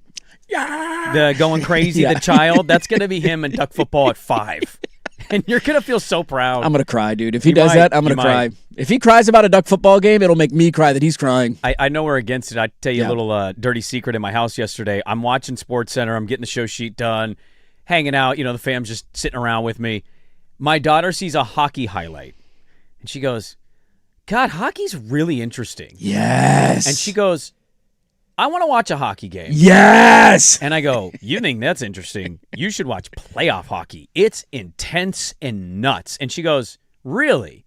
And I go, yeah, we should watch a playoff game. And she goes, yeah, I'd be into that. Let's go. Are you going to become a hockey fan because your daughter's into hockey? Never will be a regular season guy. Blue Line Brandon? Playoff guy. I'll watch the playoff games. It Not starts all of next them, week. but I'll watch, most of them. They're exciting and fun. But she goes, 93, is that good or bad? Because they were showing the standings by points. And I go, well, it's points. Yeah. How does points work in hockey? I go, like soccer. Yeah, same thing. That little thing goes in the goal, it's a point. Yeah. There you go. Well, no. What? Wait. Can we beep, beep, beep, And then I said, can we back this? Do you think goals are points? Do you think they've scored 93 goals on the season? Is that really how you feel? Because if it is, allow me to help you. I'm pretty sure it works the same in soccer. You're aware that a win is 2 points and an overtime loss is 1 point, right? So if you go to overtime, you get a point. Even if you lose the game, if you win, you get 2. And then if you win the game, you get 2 points. And that's definitely what I told her. Okay, that's okay. Dude, that's definitely what you said for sure. They've played like 78 games. You think they've only scored 93 goals on the year? 0-0.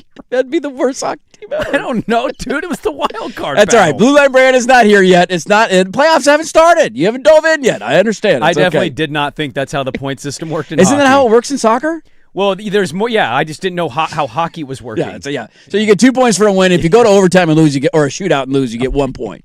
So that's why I say at least we got a point tonight. Well, we're 0 for 1 there. Hey, walking her through. There's how hockey nowhere works. to go but up. You'll learn together. This is a new journey for the Sprague She household wants to to go watch on. it. That was the point of That's why I all brought that it up. matters. All That's right, all that matters. Leave me alone. Lots to get to in the final hour. We went a little long there. Sorry, Joe. We'll call you right now. Joe Freeman kicks it off next on the Fam. America's rising stars versus the world's top prospects.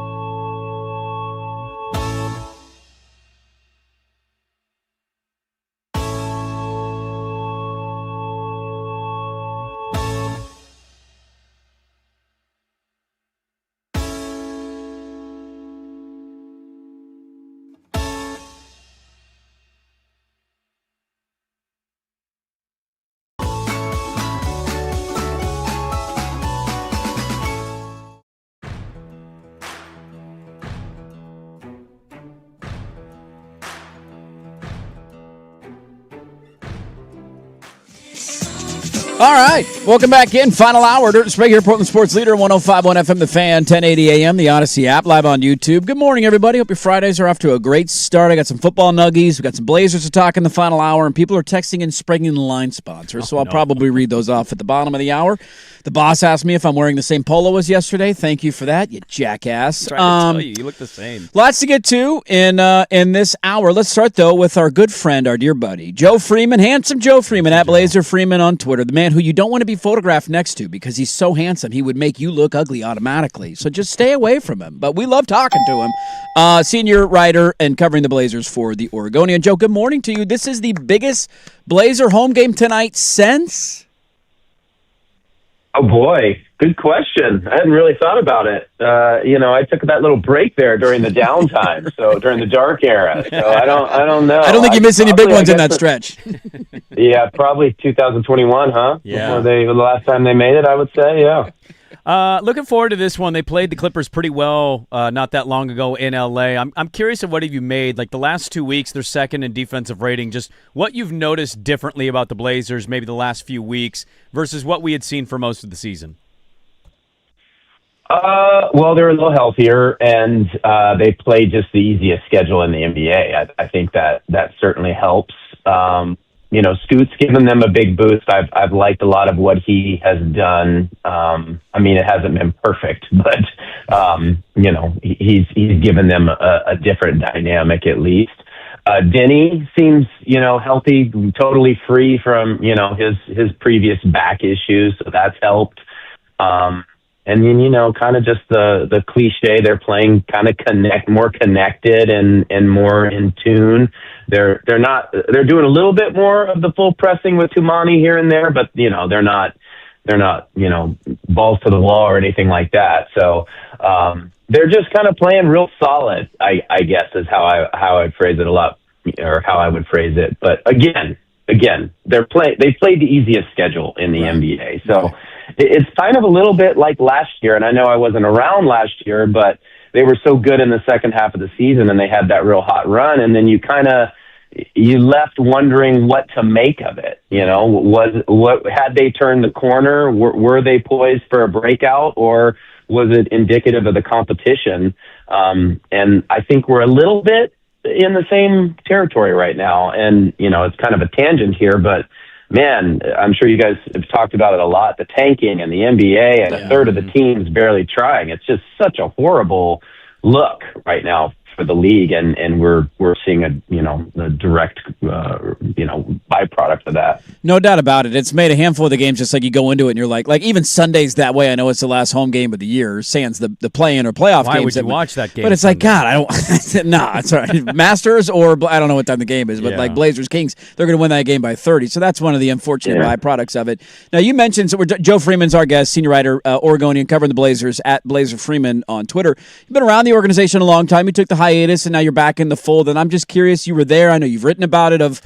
Whenever the Tom Dundon stuff gets brought up, and maybe this is like I'm leaning into too much social media where it feels like there's extremes on both sides, where it's on the one hand, this is the greatest thing ever. We have an owner that cares, and Jody was kind of never present and never did an interview, and Burke Hold's calling the shots.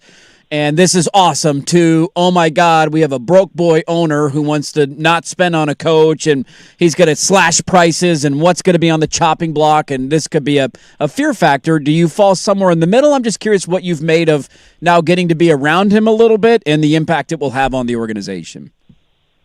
Well, I think he's going to be more...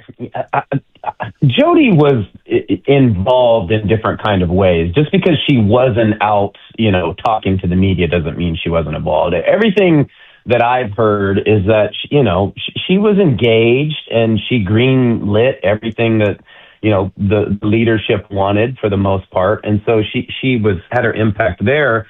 I just think Tom's going to be much more engaged on the ground, boots on the ground level. I think he's going to be very communicative with his leadership and with Joe and even Dwayne on the business side.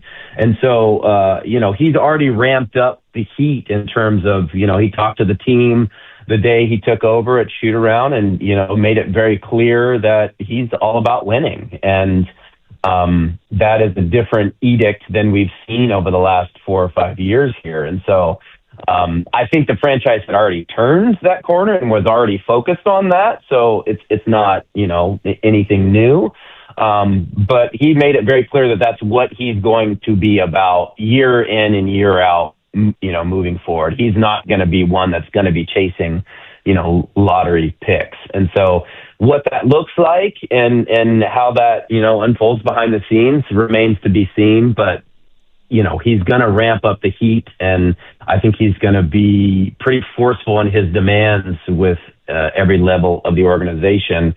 As far as him being cheap and all that sort of a thing, he did have that reputation, fair or not, at some level, with the Hurricanes. But I do believe, and his history has shown, that he will spend on players and he will spend on talent. So, the Allens were very generous and kind of created a very first-class organization top to bottom. And a lot of the scenes, or a lot of that wasn't seen because it was behind the scenes with the employees and the investment they did in a variety of things. I think a lot of that might change, but I think he's still going to create a solid organization. And again, he's going to spend on the players, and that's what he has said and what he has done in Carolina. We're gonna have to wait and see if Shaden plays tonight. Maybe he's upgraded to questionable, and then he gives it a go and comes back from the injury. But they gave him a 4-year, $90 million deal. I'm kind of curious with the other guy they drafted. You mentioned Scoot and him coming back and having some ups and some downs. He's not going to play very many games this year. And then you have Dame coming back. I don't know if Drew's going to be here next year, but I kind of assume he will. Denny's you got the ball in his hands a lot. He's got a 100% usage rate, or in the 100 percentile, I should say. And so I just look at Scoot and I kind of look at the situation next year, how the organization makes a decision or feels about Scoot Henderson, how they should feel given the few amount of games he's played, what the games have been, and kind of just what it looks like for him going forward with the organization. That's a good question. I mean, I know they still like him a lot. Kind of going back to what we talked about a few minutes ago, just about the team in general. It's like, what do you take away from Scoot's season? Can you make any determinations at all? I think he's been fine. He obviously hasn't been dominant. He's had some dominant games and some dominant moments, but it's really hard to judge his season because he didn't really have one. I mean, he missed most of it, and so. I know they were very high on him going into the season. I know Drew had made it one of his personal goals to get Scoot right, to help him develop and foster that next step for him. I imagine that will remain, and they will continue to sort of groom him. But big picture, I don't think you can take anything away from this season. I don't think anything's changed with him, right? Like we haven't seen it. He hasn't played. I don't know. It's tough, man, when guys miss that much time. And he's such an energy guy, you have to see him for a full season. Has he played a full season? He's never played a full season. That's another thing too. Yeah. And then it's tough too, because you look at that draft and all the talented players that they had after him and what could have been. And I think that, sticks in the craw of most fans too. But, I didn't mention earlier about just how they're playing Tumani has just been ridiculous lately. Yeah. And he is obviously the heart and soul of that team in many ways. And what he is doing on both ends right now, is both impressive and inspires more hope for the future, that if he can do that more consistently, he can take that next step as well. And Matisse lately has really been a pest. He's played his most minutes. He played back-to-back 30-minute games for the first time all season. So he adds that different dynamic as well. Going back to your original question, I pivoted on you there. My bad. No, that's okay. You did make me think. I think going into the year, before they announced the hamstring injury to Scoot, I think a lot of us were like, "Hey, we might get out of this," and we say, "All right, here we go. We got Denny, Tumani, Shaden, Scoot," and now it's the end of the season. He's barely played that much. Shaden's been out for a handful of games. Statistically, he's gotten better, but I don't know if people feel a whole lot different about him and what he can be versus what he is. And I think now you look at it, and your biggest takeaway is Dame's coming back, Denny's All-NBA level, Donovan's been better this year, and Tumani's taken a huge leap. versus what you thought it was going to be just before the Scoot hamstring injury. Yeah, and I think Denny developing to what he's become. I mean, what did he had 27, 11 and 8 or something last game. I can't remember, or against the Clippers the last game. Yeah. You just kind of take that for granted. He does that almost every night. And so that development is probably the single biggest development of the season, to have that legit all-star on your roster, someone you can build around. And then, I think Donovan Clingan has been incredible this season. You look at what he was last year and the strides he's made this year, and then you wonder what more he can do next year, right? And especially his three-point shooting, obviously, has added another dimension to his game. He still doesn't have, much of a post game around the rim. I think that's the very clear next step he needs to take. But I mean, we're not looking at a guy who's getting gassed running up and down the court like we did last year. And his rebounding is among the best, quite literally the best in the league in some categories. He's an incredible offensive rebounder, gives you so many second possessions, and he's so big and clogs that middle. And so, when I look at the takeaways from this season, Denny is right at the top of the list.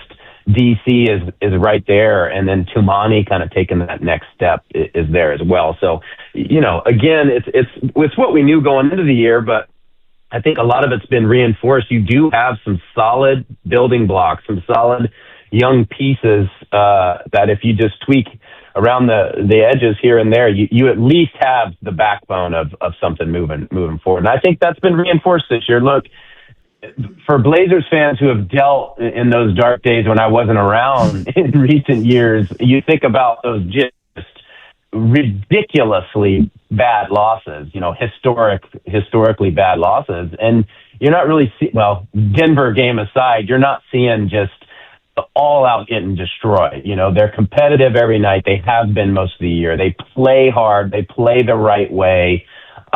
It's mostly a likable group, from a talent standpoint and an entertainment standpoint. And here they are in the last, weekend of the season. They're relevant. There's a reason to watch when the Masters ends tonight. And then you get some free basketball at some level, at least one or two games after the season. And so, they took a step forward, I would say, wouldn't you? Yeah. There's no doubt about that. No doubt about that. Last one for you, Joe, and we can go rapid fire here. I'm going to throw three at you, and just you give me a quick little thought. What could possibly go wrong? Tiago Splitter back as head coach next year? Ooh. TBD. Don't ride the fence, Joe. Don't ride the fence. Here's the deal. When I sat with Tom Dundon at Nostrana on his first night in Portland, I asked him about Joe Cronin, and he said solid. I asked him about Dwayne Hankins, president. He said solid.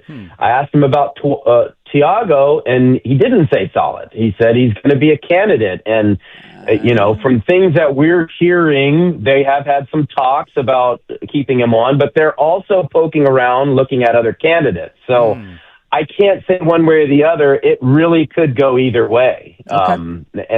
So that's just the honest assessment there. Okay. I feel like you already answered my second one, but Joe Cronin back as GM seems like you believe yes?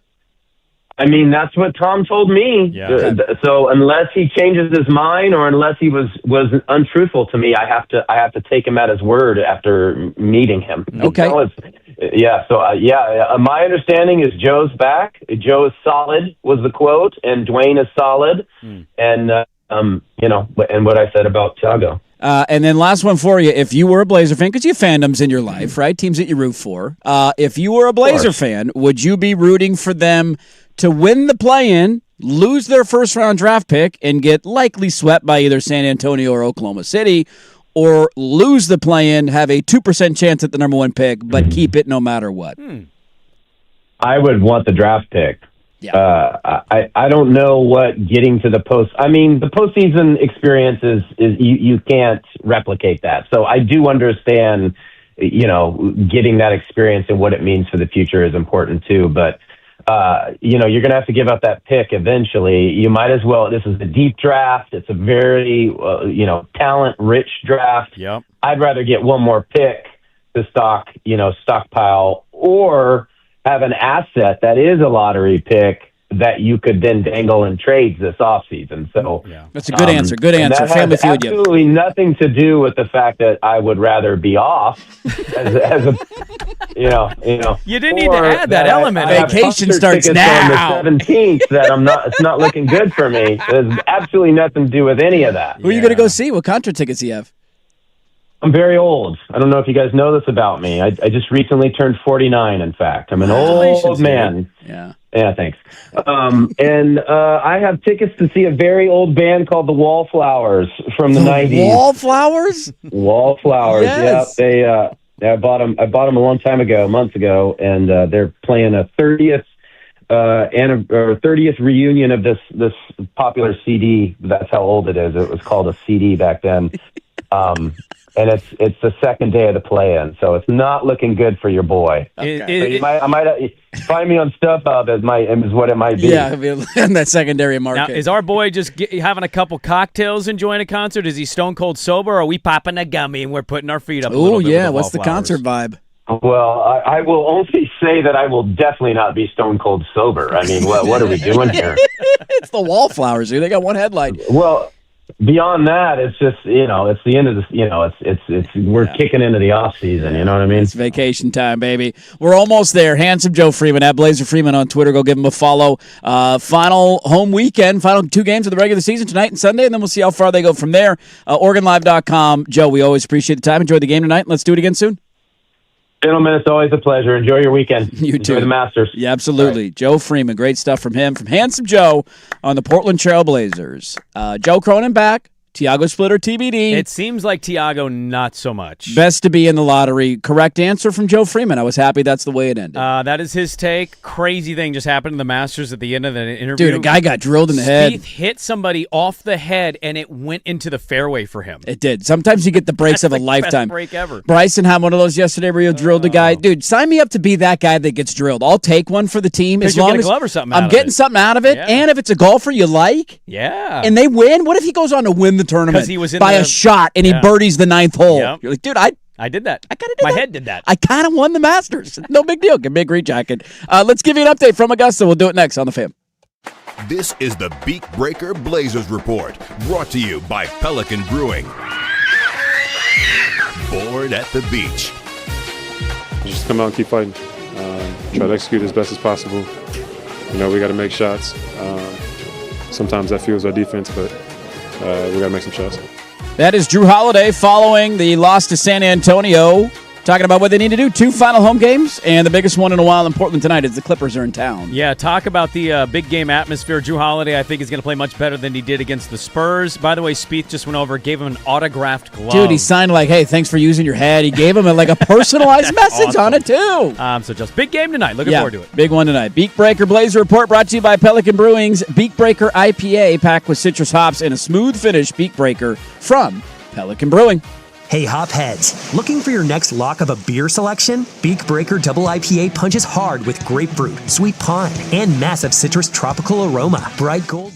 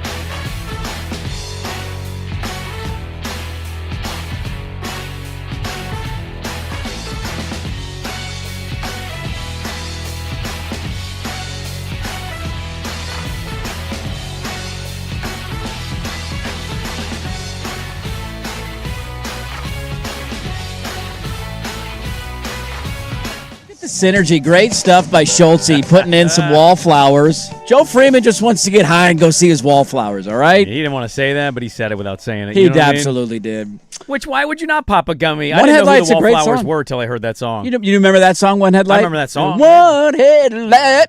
It's a good one. Well, we get tickets once in a while working at a radio station, and I sent a thing to my wife, and I'm like, do you know any of these ones? Because I don't know most bands. And she goes, yeah, the so-and-so. And I was like, the so-and-sos.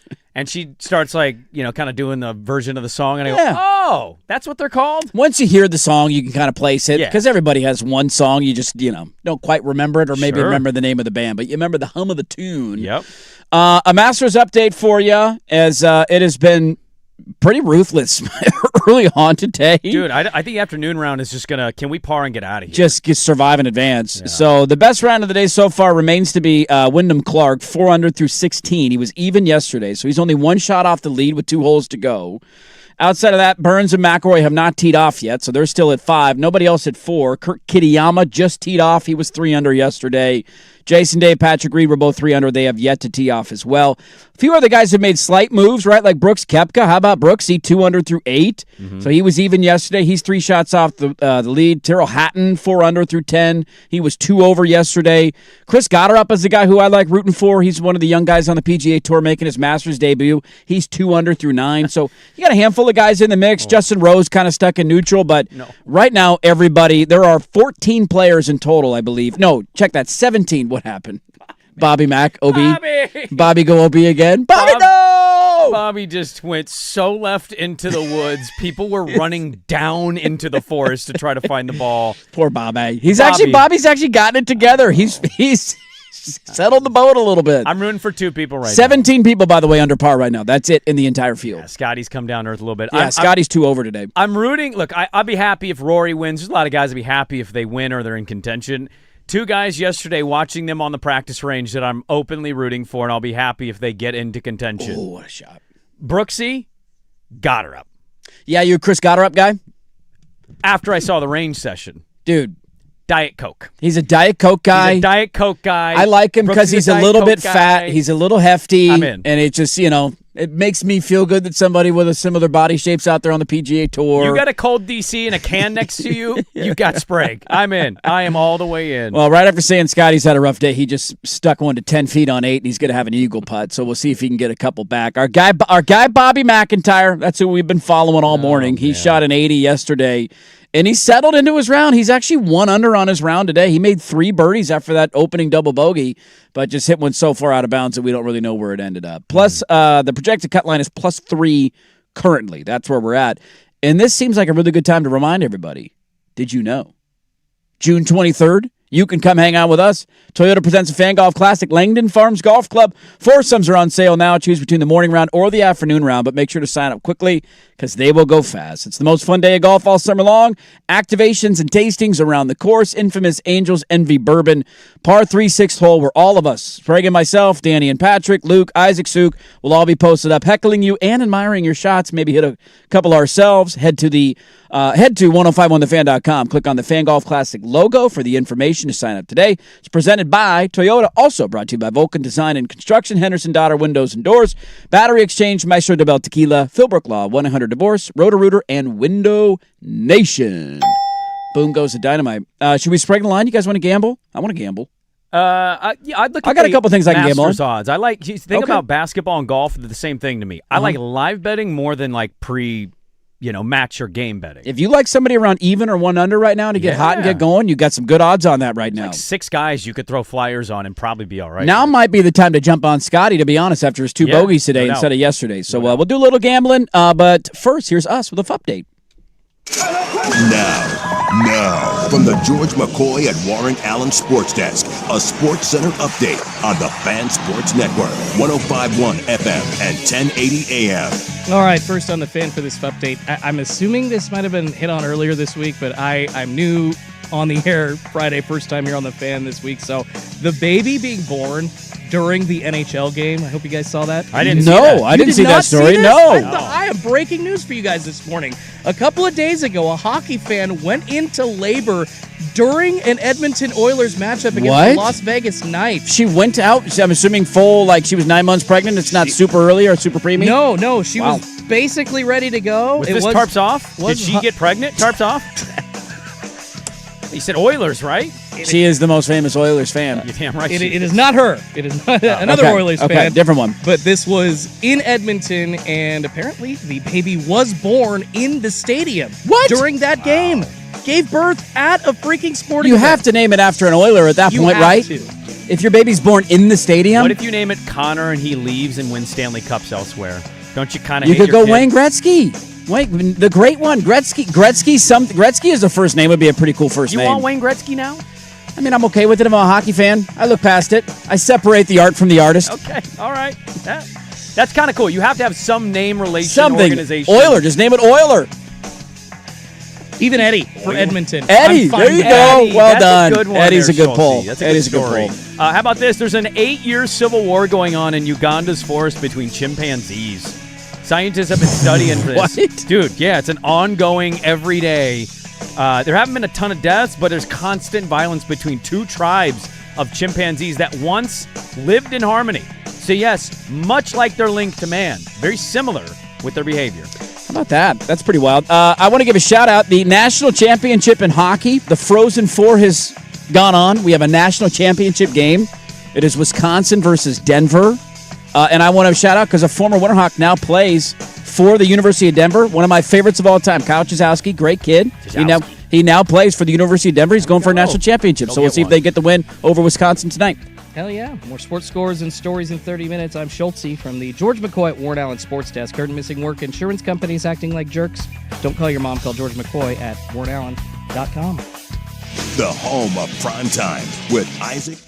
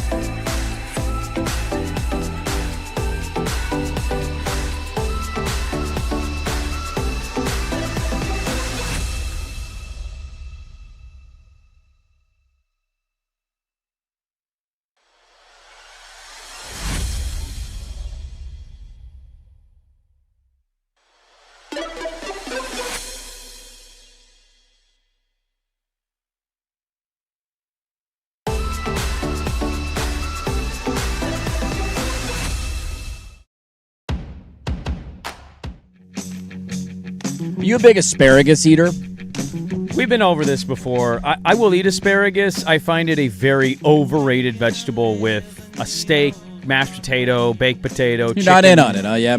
I have so many other vegetable options I'd rather go with grant you that. asparagus. There's only certain sections of the asparagus that are even good. Yeah, you got to cut off the bottoms. And it has to be cooked perfectly. Just the tops only, just but the tip. most of the time, it's not cooked perfectly, and then your piss stinks. Yeah.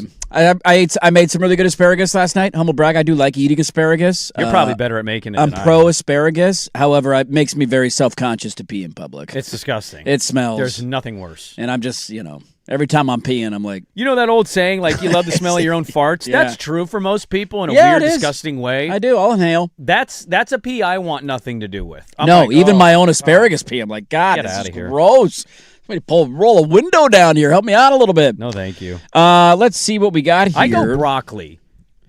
Yeah, I mean, I'm not anti-broccoli. I go broccoli. I'll go can of peas. Big pea guy. I'm only liking peas, though, with certain things. Carrots. I love some good, like... We made some boiled carrots do last some night. carrot sticks and put a little honey drizzle on it. Yeah. I like to do that. Like I like the soft carrots, not the hard carrots. I don't like eating hard carrots. Oh, I'll grab a carrot, Just peel snack it a on little it, bit, munch on it. snack on it. But Yeah. yeah, we usually do cooked carrots. I like that. Like, I just don't do asparagus very often. I get it. It's not for everybody. Sprague and Live brought to you by Chocolate Ice Cream. Always reliably delicious, unlike a Sprague pick. Sprague and Live brought to you by Bob McIntyre making the cut. A better bet going than a Sprague pick. Wow, +8. I mean, I don't know about that. Yeah, he's all They good. find his ball? Yeah, they did. He's They, right. they find it? Is he He's hitting finally in again? the green, yeah. There's a lot of these that got jumbled together. With Blazer text that came in, I will say I will be gambling on the Portland Trail Blazers tonight. So famous last words. They are playing the Clippers. They just dominated this team. They're back at home after a really, I would argue, a bad loss. Like we had a listener earlier was like, hey, the Blazers were shorthanded in that game too. Like, dude, we don't have Victor Wembanyama on our team, okay? Castle and Victor Wembanyama are better than anything we have on our roster. Yeah. Arguably, one of them for sure. Like, there's a difference between saying they're out and Jeremy Grant's not playing. Slightly different. Yeah, I also push back just a little bit of like, yeah, we're not the healthiest, but they were missing Castle and Wemby. It's one thing to say you thought they would lose that game. Okay, I get it. I think the Spurs are pretty deep. It's not just a two-player team, but they controlled the entire game. They kind of dominated you for a while. You cut into it a little bit late with like 3 minutes to go, but you were never getting past that. I think they're going to win tonight, though. This is the biggest What's home the game spread? in a long time. It's 1.5. It's essentially a pick 'em. They are favored? The Blazers are favored by I'd 1.5 hammer them on right 1.5. now. I'm actually contemplating betting it up a little bit. Yeah, do an alternate spread. Go like 7.5, 6.5. I don't know how high I want to go. Sure. But let's get pretty high tonight. I don't I'm think gonna the Clippers care. No, I don't either. They have a vibe of we know this is a weird year and we traded away players and we don't know where the offseason's going to go and is Kawhi going to get hammered and just can we get this year over with? They just don't seem to have any sense of urgency. Yeah. Whereas I think Portland does have a sense of urgency. Let me pull up quickly for this segment the live Masters board. I got it right here. Okay, you got it in front of you? I got it right here. Or the leaderboard or the betting for board? betting the betting I got odds. the betting board right here. So here are your favorite outright winners, okay, in order. Rory's the favorite, Scotty's second, Burns is third, Xander's fourth, Justin Rose is fifth, Patty Reed, Jason Day, Tommy Fleetwood, Wyndham Clark, Koepka, Kitayama, Lowry, Goddard, Spieth. I think I'm actually going to go make a bet. So I got bets on a handful of these guys already. Plus 2,600. Dude, that was the one that stood out to me for sure in terms of value. He's still on the course right now, and it hasn't fully toughened up yet, although it's brutal out there. I'm betting right now Brooks Koepka to win the Masters. If you like Scotty to hang around, he's at 1 under again. He just hit a birdie. If you like him to hang around and you just think ultimately when it boils down to it, he's going to be right at the top, he's plus 100 to be top 5, and he's a minus 245 to be top 10. Rory is minus money in 5 and 10. Yes. You kind of go through. Brooksy is plus 295 for top 5 and plus 118 for top 10 if you're really in on Koepka to potentially win or do well. I think Jason Day's got good value in top 5, plus 270. For sure. He was a pretty quiet. They didn't show a lot of him yesterday. And I No. was like, Jason Day? Maybe it was a shirt thing. Augusta said, don't show him on TV. I don't know. Patty Reed plus 220 for top 5. Justin Rose plus 158. Xander Schauffele plus 148 for top 5. Okay. It's going to be tough, man. I can't wait. It's going to be fun to watch this weekend. That's all I got. I am gambling on the Blazers tonight. And I already sprinkled bets. I had a little money on Rory and Fleetwood and some of these other guys before the tournament started. But I'm adding Brooks, and I just bet on Wyndham Clark to win, too. You noted your wife is going to take Junior away for the final day of the Masters. Yes. What time did you say roughly come back home? Did you say 4:30? I mean, she'll be with her parents and they're big sports people, so she'll be watching the tournament. She'll know when it ends. So she'll just come over when it's done? Yeah, probably. Okay. All right. Yeah. And if it's a blowout, if somebody runs away with it, it's whatever, right? If you get an uneventful final 6-7 holes, which I hope we don't get, I don't think we're going to get because it seems like it's going to be pretty compacted this year, then 4 o'clock. Bobby, you did it again, didn't you? Bobby. Oh, Bobby, hang on. No, it looks like he likes that one. No, I'm just kidding. I'm kidding. You see, what's that? I said another middle finger. He's going to flip some. No, that was a fairway hit. Bobby hit a fairway. Dude, Bobby McIntyre being 1 under today. Let's go, Bobby. The cut's at +3. He's only at 7 over. He can get hot on the back 9. You might make the cut. Now. Come on, Bobby. It'd be funny if he did make the cut. Would be really funny if he did. There you go. Spring in the line. Not every Friday, but some Fridays. Bet on the Blazers tonight. Famous last words. And enjoy gambling on the Masters this weekend. Let's wrap it up on a Friday. Get you set. A big Blazer game tonight. We'll close up the show next on The Fan. The firm of Harris and Moran.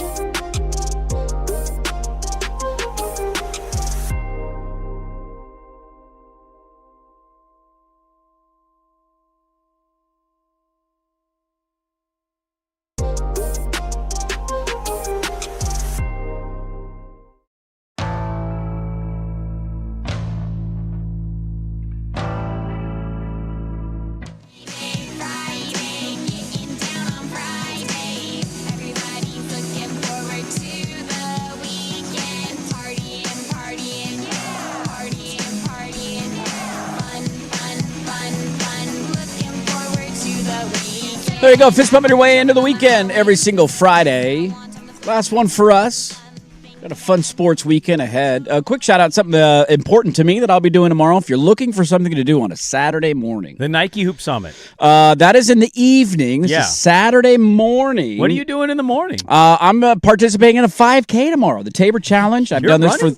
No, I don't run it. Hell no. I'm going to drink a beer and walk. But I will be there. We have another hot bod. You're drinking a beer. Nick Crawford will have a cold Coors Light for me waiting in his backpack tomorrow morning. To regale you with his football stories. He will tell me stories about tackle football and adult league tackle football.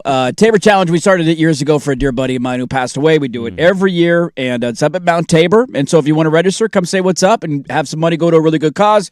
And that is scholarships for young kids at Cleveland High School. TaborChallenge.com. Go sign up. I will be there tomorrow. Come run or walk and drink a beer with me while I do a 5K. And then they got a kids race at the end. I'm excited. Teddy gets to run in his first little 40-yard dash race. Will he run? I don't know. He might freeze. He might freeze. I don't know. It's only 40 yards to the finish line. We'll see. How disappointed in him are you going to be as a dad if he starts and then just stops? I won't be. I don't care. Go, just have fun, buddy. You're just lying. Have fun. You're lying. One of your buddies better beat those kids beats yours. And elbow him out of the way. Damn it.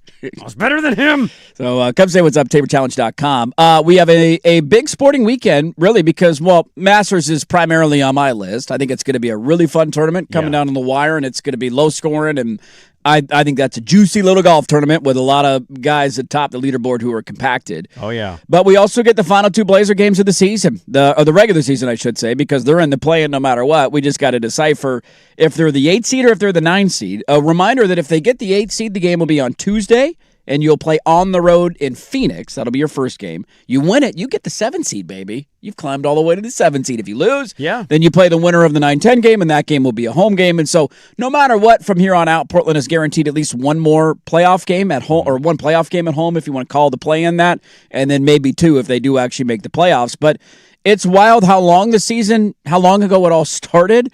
And I do this every year where you're like, God, oh yeah, that's it. It might come to an end next week if they lose the play-in, but this is the final weekend of the home schedule. Yeah, it's. I expect them to win tonight. I'm going at least in with that idea. They very well could lose to this Clipper team, but I think that Clipper team is kind of floundering, so I'll have to wait and see on it.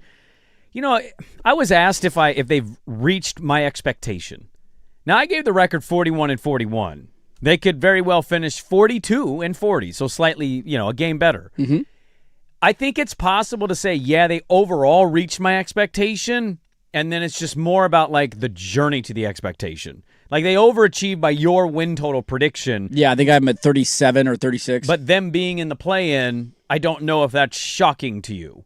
So it's all about, what you do on the journey. Look, they win tonight. They're the 8 seed. They definitely can beat Phoenix. Yeah.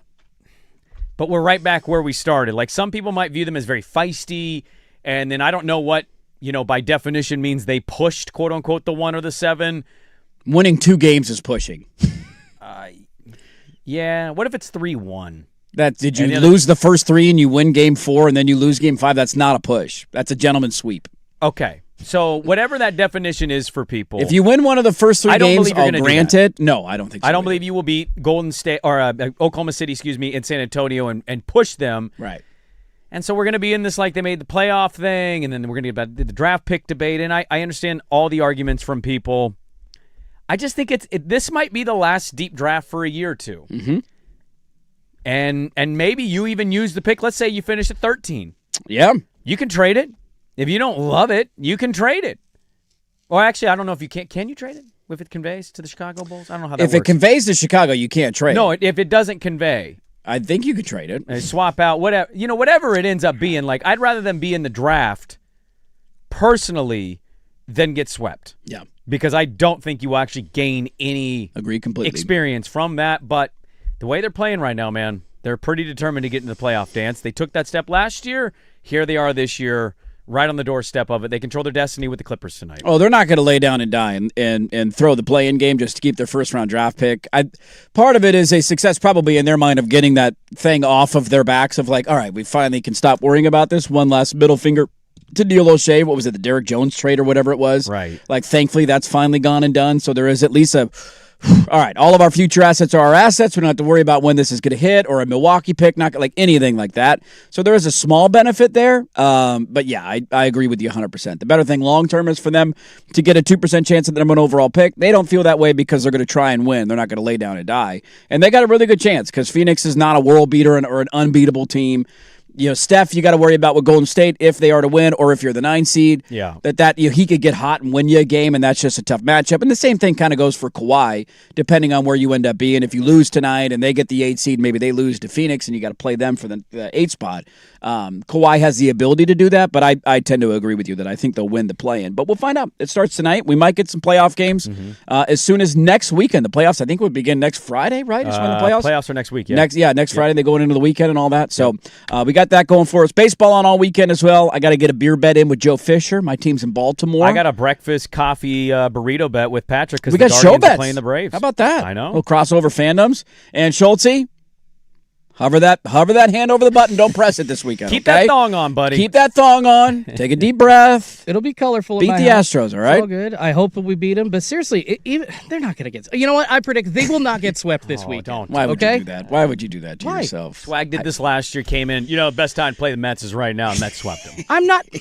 I'm not you or Rop just bagging on the Mariners or you guys are the ones bagging on the Mariners? Yeah, quit bagging on the Mariners over there. Either one. Yeah. You guys both. You did. You jinxed them last year. That was 100% your fault. Jinxed them? You did. You said it's over against Toronto. Well, I also bet them to win the World Series. You did bet them to win the World Series. And you said it was over. Did I play in Game 7? In the ALCS. Did I manage Game 7? You did. You gave up the home run that gave up the lead in the 7th inning. I'm not bagging them. My takeaway today should not be that I bagged the Mariners. I commended you for holding strong. No, I appreciate you did commend me. That's true. There's 162. You can't overreact to 4 and 12. Damn it! Cal Raleigh sucks now. Why they gave him money? Just stop, Mariners fans, please. Just stop. Everybody take a deep breath. It's going to be a great sports weekend. Schultzy, great as always to see you. Love you guys. It's always fun being with you. Keep the Swag family in your prayers. They're going through a family emergency, and hopefully Swag will be back on Monday, but they've been having a tough time, so keep them in your thoughts and prayers, and we'll see if we hear from Swag come Monday. That will do it for us, ladies and gentlemen. Enjoy all of the activities this weekend, the Masters, the Blazer games, all of it. Should be a fun little sports weekend, and we will talk to you Monday at 6 a.m. The Firm at Harris Meringue is next. You're listening to 105.1 FM The Fan.